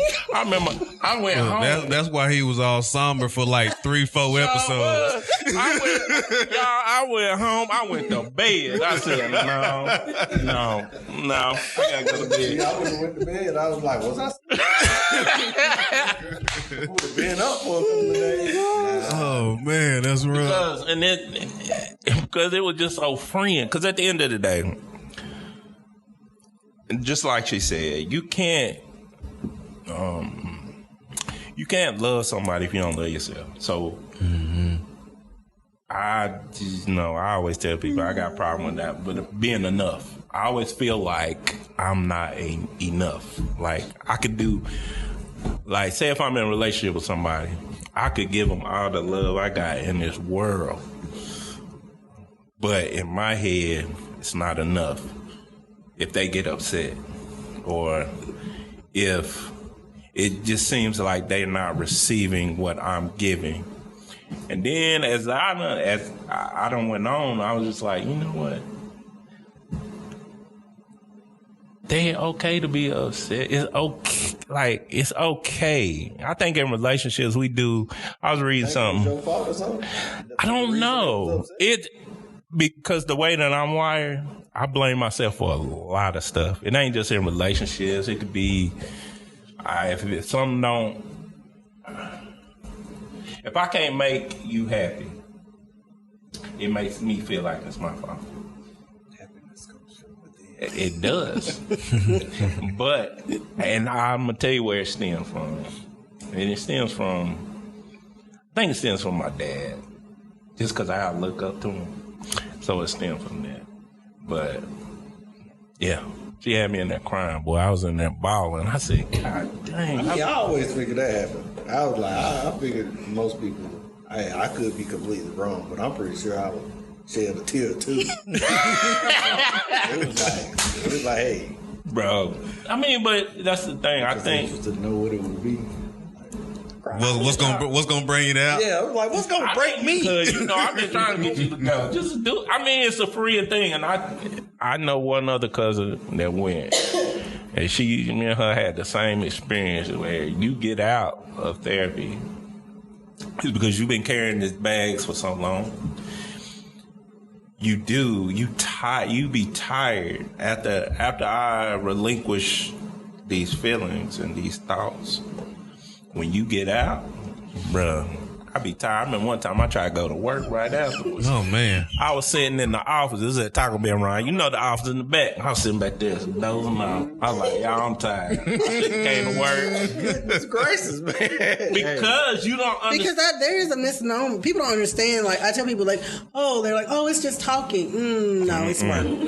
And you may leave and be exhausted.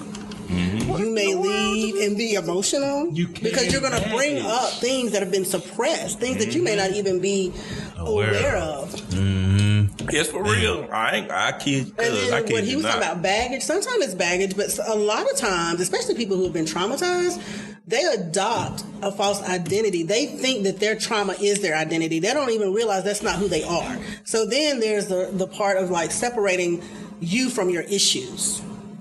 Because most people think that their issues that's just part of their personality. It's true. Man. I said that wrong too, y'all, on your podcast. Just to point. You be trying. I did. We be messed up. Well, Paul said this. Right. No, all I said was I did because I had a false. I was living in a false reality of who I was, because. To me, I was my father's son. So I felt like it's only right for me to be what he was. But that ain't it. Like, I wrote recently on Facebook, I said, I can't. Even if I love God like he loved God, my relationship with God is different. I'm not Willie. I can't go out there and do what he do. I have to walk my walk the way it is. If I'm a poet, then that's just the way that I go. I'm not a preacher. Right. But I lived in this false reality, and it really was just me masking my insecurities of being, I was insecure, so I was just like, no, that's humble. Because they always say, my daddy humble, he this, he that, so that's what I'm going to be. I'm not going to take credit for this, and that. I'm not going to enjoy the wins that I have because that ain't what you're supposed to do. That's not what the Bible say is right. That ain't what's godly. But I was just wrong. And one of my things about why I look at church the way that we do, because we allow young Christians sometimes to walk in the wrong just cause. Like, I could have been told the right thing, but I wasn't. They just like, yeah, you gotta be humble. You do this, do that. But you're not looking in and seeing that I'm just insecure and I'm just using that. I'm using it. And I lived in it for so long, it became my reality. I'm just like, I'm just lowly old Paul. I don't do much. It's not necessarily, it's a misunderstanding and not a clarity of what humility was. So what you equated with humility was really your insecurity, but you didn't know that, and you didn't know the difference because of how it had been portrayed to you. Yeah. Right. So it happens a lot, but a person's peace, joy, happiness, sense of fulfillment is going to be in their true identity. Not the person you try to become to please everybody, but your true identity. And that's also where your worth lies. That's when your gifts open up and make room for you, because that is who God made you to be. Okay. That's what's up. Yeah, I see why I was in second place. I mean, look, man, we still accept you for who you are, bro. Oh yeah, you know. We love you, man. You know, it's a process, and we get it. You know what I'm saying? And I hope I'm gonna have to check it out too. You know what I'm saying? Just because like you said, it's a lot of stuff that we as men or just human beings in general have suppressed, that we ain't even aware of. Stuff that's been going on for decades of our lives, and shit, before we was even born, and we was just born into it and suppressed in our minds and our hearts and our soul. And it's like getting that out, like you said, shoot, you be in this funk there, bro. Be asleep. Your mama come in and knock on them. Man, what's wrong with you? I tried to call you. Well, I'm asleep. but your eyes open. I'm asleep right now. Listen to what I'm telling you. I'm asleep. But that's funny, because it's like, I feel like we don't understand it. I had a Hispanic person ask me one time, like, why are y'all angry? I said, don't call it angry. I'm glad I wouldn't ask that. Oh yeah, I know how to. You know, I'm a politicker, so I'm just like, no, it ain't anger. I said, let me explain it to you. I said, we have a lot of past traumas, and one thing about trauma, it's not like it evaporates and dissipates in thin air and goes away if you don't deal with it. And I feel like as a people, we have not always dealt with it. And because we wait, we always talk about how, we want reparations. We want y'all to acknowledge the fact y'all did us wrong. That ain't going to happen. Never. But it's like, I told her, I said, our grannies helped raise some of their kids. Mm-hmm. They ain't get paid nothing but nickels, dimes, and quarters. Yep. And we good enough to come to your funeral, but we wasn't good enough for y'all to see us as an upper class citizen. Like, we have trauma. We wasn't even a C class citizen. We wasn't even C. Like, there's trauma in there. It's trauma to be in there. And I said, we never dealt with it. So don't look at it like we're angry or this mean race. We hurt. I said, it's hurt. I said, the only difference, I did get a little mad. I ain't gonna lie. I was like, the only difference between y'all and us is y'all want to be like them. We don't. We just want to get acknowledged to the fact that y'all hurt. It's just like if somebody slapped you and then ran away, you want them to acknowledge the fact that they slapped you. You might want to beat their tail. But it's just you want acknowledgement. I said, but that's all it is. And I said, we're not, and I think as a race, we're never going to get it from them. As you can see in Texas. Now, you have to add an element in there. The person walked up and slapped you and act like they didn't slap you. Yeah. And then try to erase it. It's like, because even in Texas, they didn't come to the point where I had put it in the chat this week, they erase certain, they in Texas, some textbooks don't even have certain aspects of the civil rights movement in it. They take that out. But then, now they did turn around and put prayer and the 10 Commandments inside the school. Okay, I agree with that. Because when we were growing up, we had prayer in school. I did in middle school. But it's like, I feel like, they look at our race like we're angry. But it's not anger. It's just hurt. I feel. And anger is unresolved hurt. So I'm gonna ask you this before we move on to the last little part. We was talking about this last podcast, maybe right at the end, maybe 2 podcasts ago. Do you think that we benefited as a race more before or after segregation?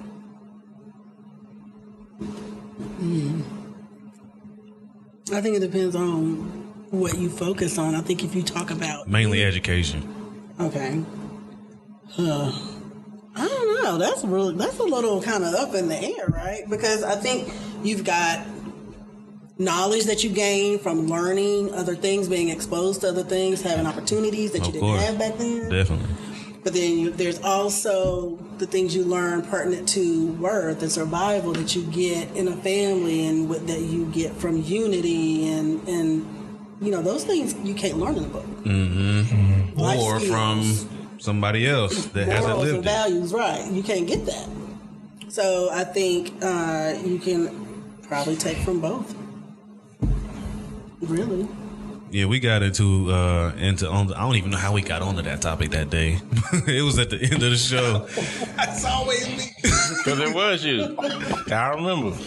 Okay. You know, my mind. I simply said that I would rather go back to segregation than where we And I said no because it defeats the purpose. So we both was kind of right. Because it defeats the purpose to me. Because if you, I don't know. Well, because I'm curious. Why did you want to go back? Like, why do you think that was better? Like, I mean, me and my dad was actually talking about it a little bit earlier. In a way, you lost a lot of the black dollar out of the community to where, let's say you got a family that has a farm. All they want to do is go off and they're not wrong to want to do what you're not passing down things. You're not creating a generational wealth and things of that sort. It's not, it's nothing that I don't like white people or anything. It's just more so I felt like that hurt the black community more, trying to, I guess, fit in, and then the money went out of our community. So that's the only reason I was like, I just feel like we don't support one another as much as we should. That we did back then. You had black farms, you go to the black farm, right. Black, all of those things. So. It's kind of wild, right? Because it happened as a means to survive, right? Because we know we couldn't get what we needed from the man. That term. Okay. But I digress. but not even realizing that it was allowing us to, as you say, create wealth in our own neighborhood, like being emerging entrepreneurs and not even knowing it, having skills like working trades, right? Gardening and fishing and whatever, carving, etc. So it's kind of wild because in one regard, it was a strength of a people. But then, on the other hand, if you look at desegregation, okay, we have doors, we have opportunities, and that's good. We can expand to a degree, but okay, we lose some of our dollars internally, but then we also become more divided. Right? So now we lose that sense of strength as a people and a community to make a voice heard. And all throughout history and even now, they do not want you to unify because there is strength in numbers, right? We have our dollars collectively matter. Our voice collectively matters. That's why they've always fought so hard. Like, don't let them gather. Don't let it gather. Kill them all. In history, the most vocal black men, they were taken out real quick because of the power and influence they had to get a people together. To mobilize. Look what they did to Paul's guy, Kanye. I mean, not I ain't trying to say he was. I'm just saying, like it turned on him real quick. I was like, it's crazy how.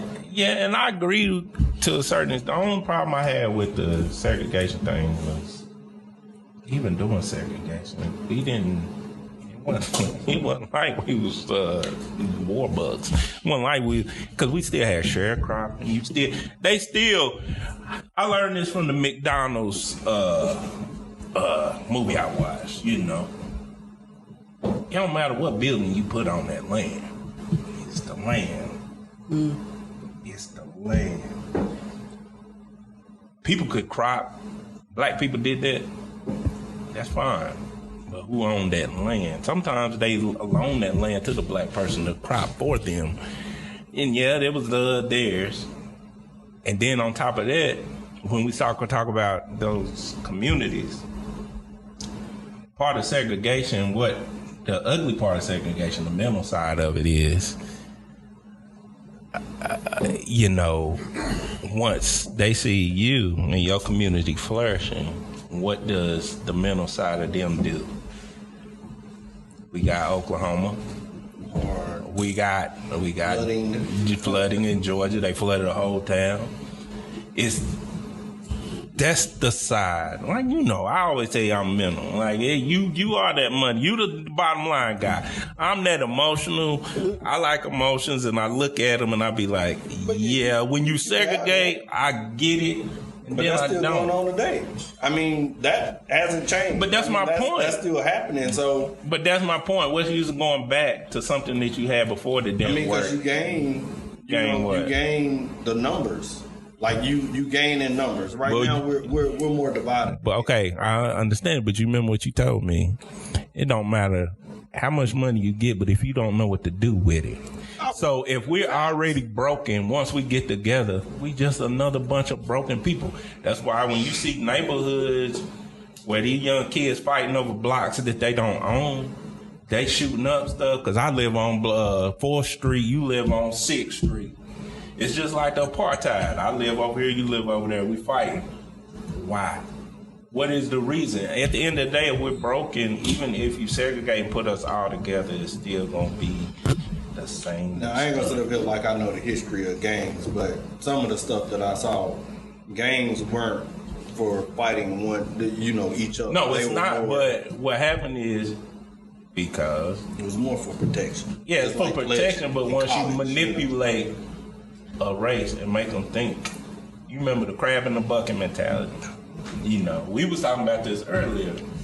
Like, when are we going to understand, like, as a race, I feel like we need to take some accountability and say, look, yeah, the system is set up to make us do these things and want these things, and it makes us war at each other for no reason. Like, it just does. The situations they put us in is a boiling pot, and they know it. They know it. We don't. That's the problem. But that's the thing. Just like we sit here and said, as a therapist, they're going to talk to you. Stuff that you already got inside of you to figure it out. We don't understand it. Maybe we all go to therapy. Maybe we get some of these Crips and Bloods to understand. Because they, like you said, they don't even know the real meaning. I done heard young kids throw up signs. What you throwing a sign? You know what that means? No, you seen a rapper do it. Yeah. You know what that handkerchief in the back of your pocket means? No. You seen it? I got offended one time because a Caucasian person said, I didn't go see Black Panther because I thought it was about the hate group from back in the 70s. I said, hold. You talking about Marvel? Yes. I can't even talk to you. Nope. I heard it.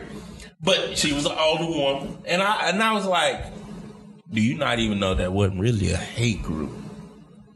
It really wasn't. Man. But see, that's but it would have been over. Cause I mean, I wouldn't have told her. Person I am. Have a nice day. Cause I know how I am. I know exactly how I am. I would have. You would have got that face from this. Yeah, first I would have hit you with the face first, but then I was like, okay, so where did you learn it was a hate group? I mean, I'm gonna have to ask her first. Like, when did you learn that it was a hate group? Like, based on what information? And it just would have spun out from there, because she would have walked away extremely upset with me. I think he's part of it. Right. I think he might be inclusion. But I don't know. I don't know. And my thing to combat it was, I was like, the black dollar is powerful, but I don't want to throw us a lifeboat when we can figure this thing out. So black banking, black businesses.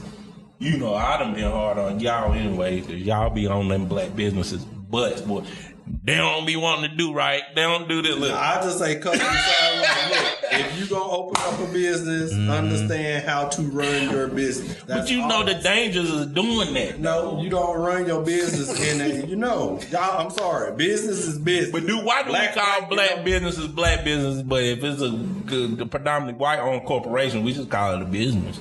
See, so once you say black businesses, customer services, this and that, I'm like, but then you just go to McDonald's and mess your order up 100 times, you go back.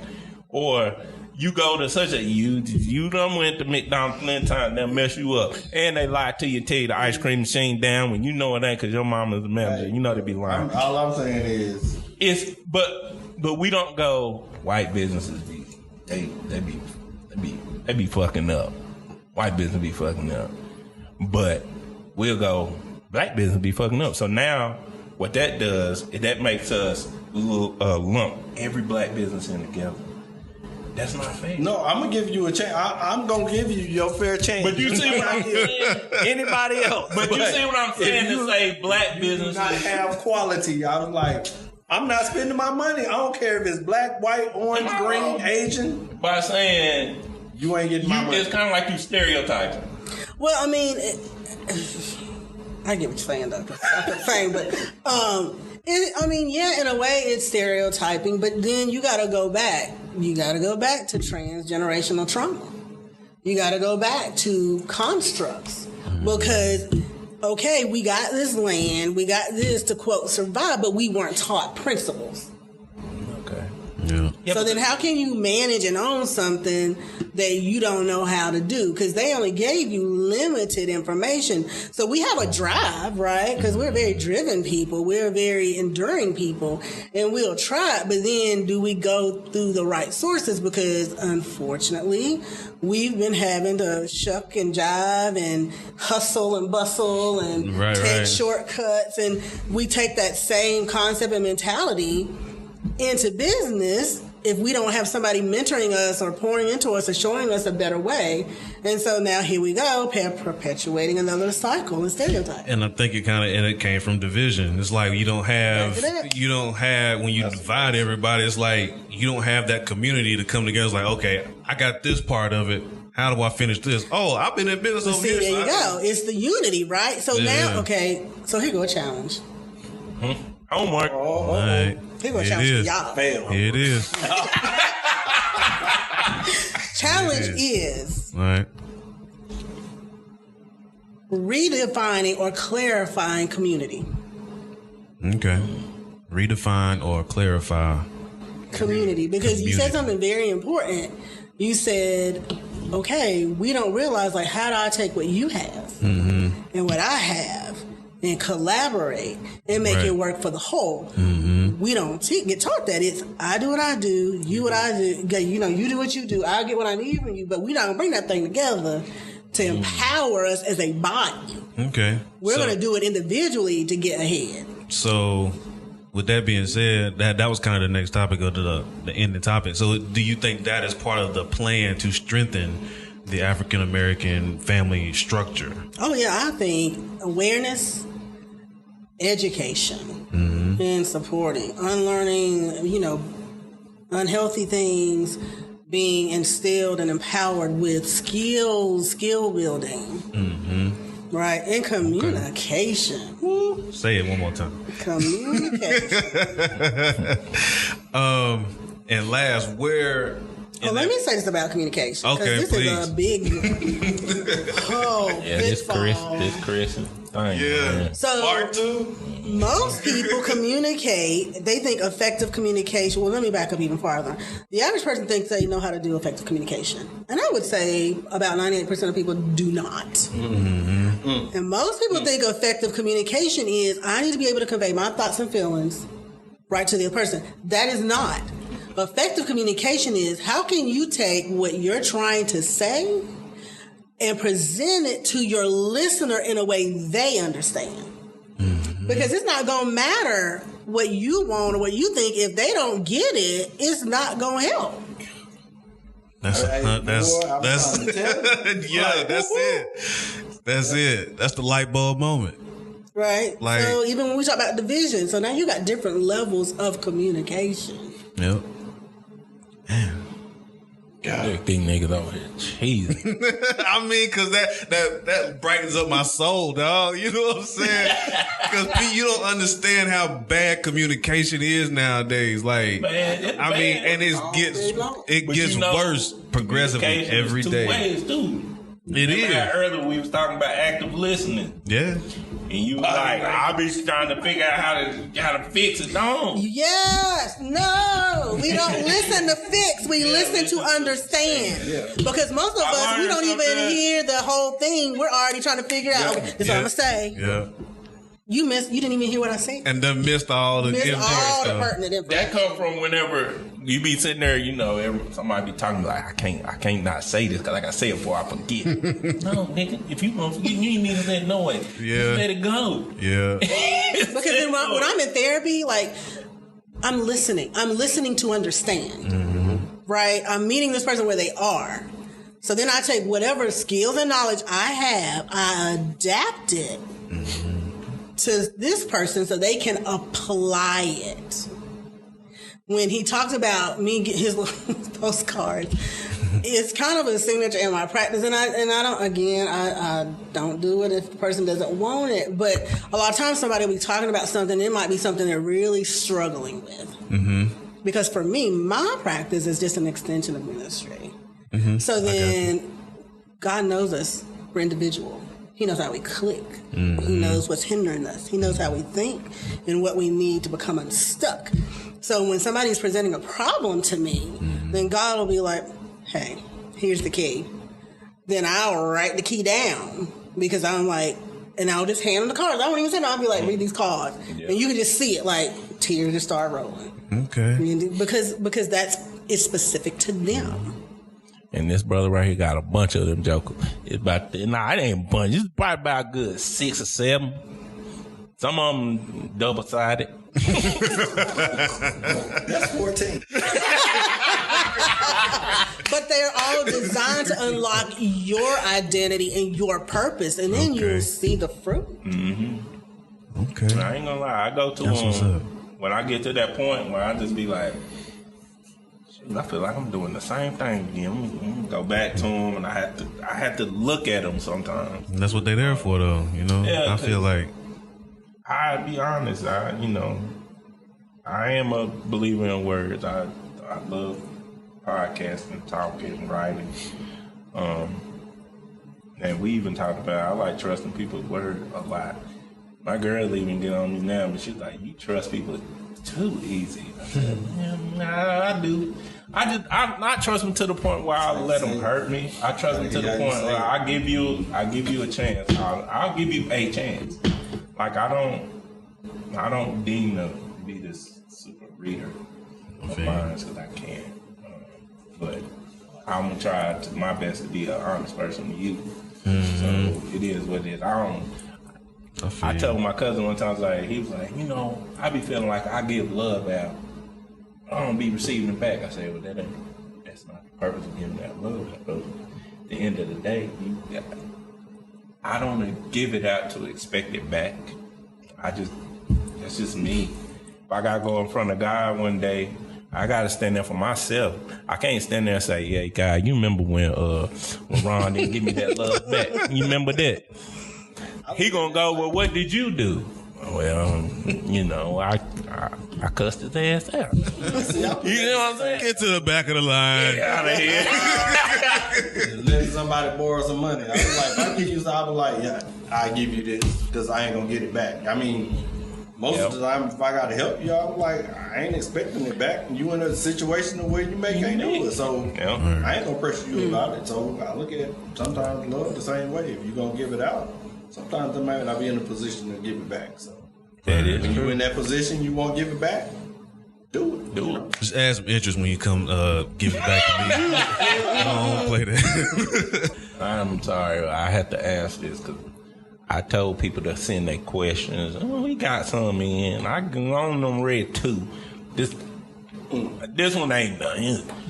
This one person asked Miss Reese. That's she's a mother who has a son who got a girlfriend. The son got a girlfriend? The son got a girlfriend, and she don't like him. She don't like the girl, and she don't know what to do with it. Somebody wrote this in. Yeah, she don't know what to do. She said she don't know because the girl impedes on their space. She built her house acting like it's her house. Wait a minute, how old are these people? Never mind, go ahead. Wait, what's the question? The son got a girlfriend. How old is the son? The son, he in his 20s. Okay. He live with his mama? Yeah. Okay. Oh, okay. Cereal. So he lives with his mom. Yep. And the girl, she be over there sometime when the son ain't there. And she be doing, she be making messes, don't be cleaning up supposed. And she was wanting to tell, and I told her, I said, well, frankly, it's your son's responsibility. That's his girl. That's his girl. That's your house. Now, you can kick him out if you want to because it's your house. But that's your son's girl. You can't tell him that, no, you need to leave her. But you can tell them they need to leave your house. I said, that's it. If that's your, what you want to do. I said, because at the end of the day, I mean, if you go to a son or your daughter and be like, don't date this person, it's kind of like signing your own death list. They gonna do it somehow out of spite. It's the truth. Depends on what you say. How you say. Really? You think if you have a daughter, you be like, yeah, that nigga right there. I would like to think if I had a daughter that I would have put the correct principles in place to where she can make that decision on her own. Mm-hmm. But I mean, and that's how my parents do me. I mean, my parents, they don't. I like it, they love it. I'm not saying that they really love it, but I mean, my mom, if I go to them, like, the relationship I was in, I wouldn't give them a lot. Like, is something wrong with it? Am I reading this wrong? Like, so, I leaned on them and my sisters, and they brought me back a couple of times. And that last time, I was like, yeah, ain't no. I was right from the jump. I was right. That's it. So. What would your advice be for? Well, first of all, it is her house, and like her boundaries need to be clear with her son as far as what she will allow and what she won't allow.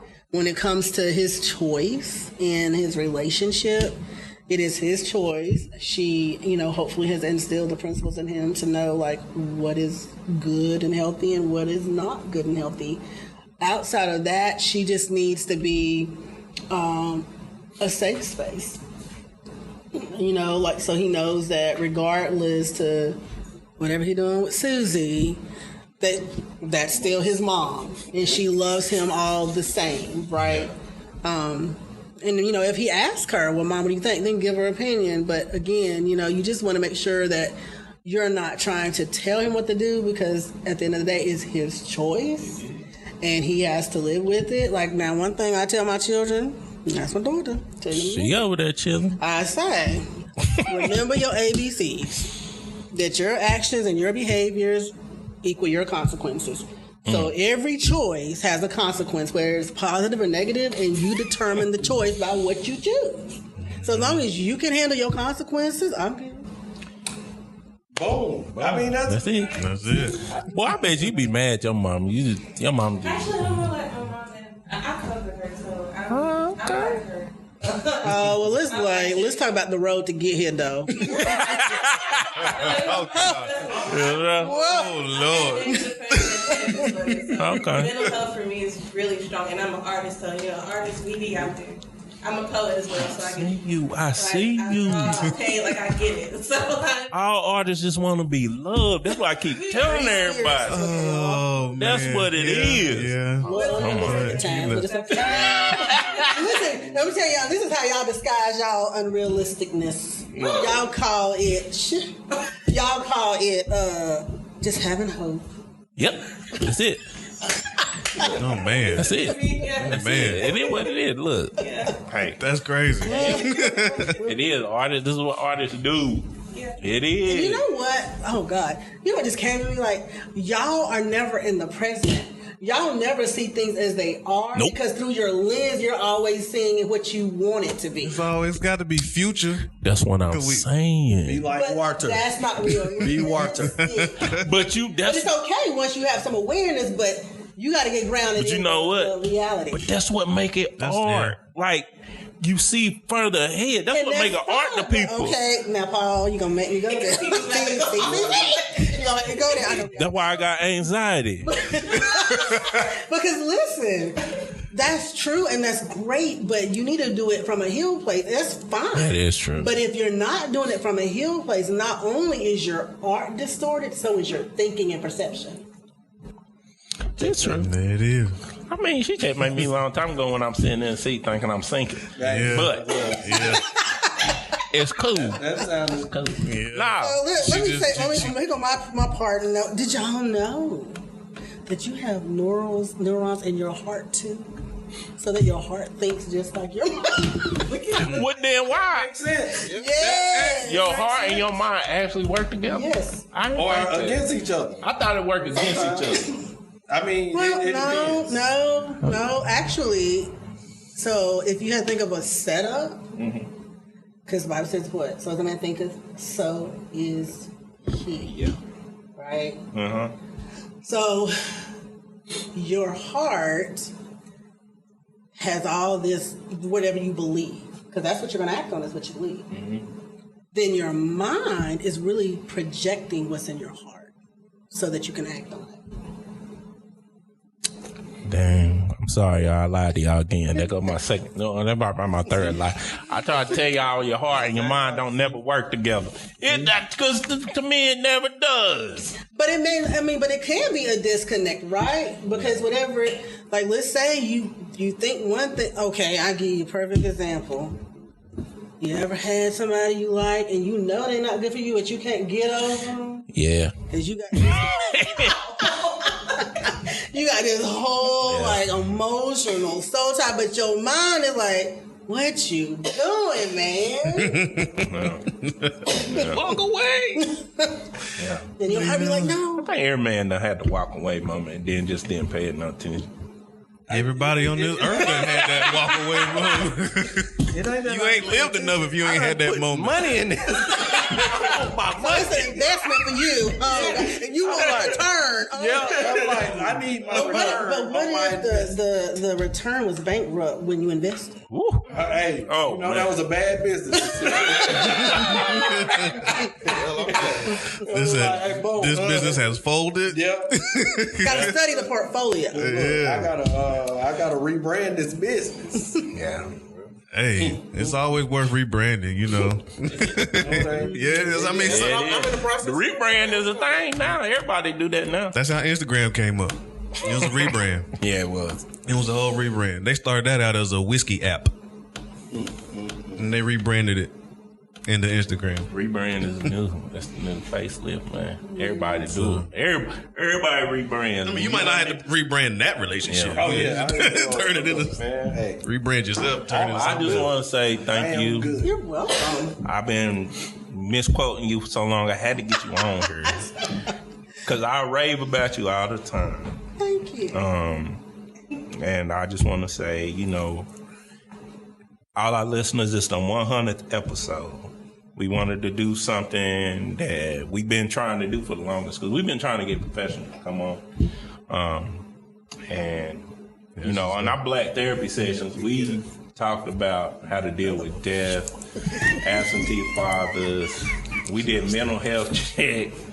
But, you know, to me, I was waiting on this episode. I was like, yeah, this is my wheelhouse.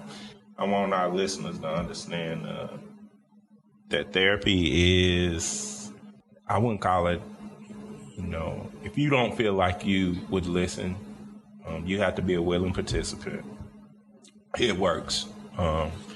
It's okay to share your thoughts. in a protected space.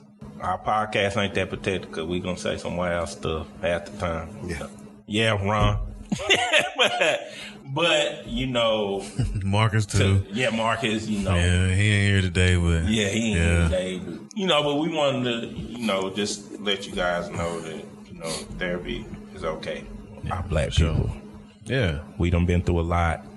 I don't know why y'all think therapy ain't. Yeah, your pastor is he can help too, but God bless people with a lot of different things in a lot of different areas. So just be open to it. Well, we definitely, again, we appreciate it. Make sure y'all check us out every Monday, 4:00 on all platforms. Wherever you get your podcast, we're there. iHeartRadio coming up soon. Miss Reese, I appreciate everything that you had to say today, everything that you offered to this podcast. We appreciate it greatly. Yes, we do. I hope it was helpful. A lot of mail right there on that paper. Say what? That got a lot of mail right there. I sure did. She got a lot of mail. That's what's up. That's what's up. Thank you guys for inviting me. I had a ball. Nah, we might have to get you back up here. This might be a regular thing. But let everybody know, where they can find you, how they can get in contact with you, and might bring some clients your way, hopefully. So I'm on Instagram at The Passionate Therapist. I'm on Facebook at Roundtable Coaching and Consulting. I also have a website with Roundtable Coaching and Consulting, and you can look me up on Psychology Today. Okay. Got all her stuff linked in, so definitely check her out. Make sure you hit her up. Get a session. What you got to lose? Some altitude. That's it, because you're going to sink a little bit. you might sink a little bit. It's all right. But yeah, definitely appreciate everybody for checking us out through 100 episodes. And whenever you're ready, let me know so you can slide through too. Peace.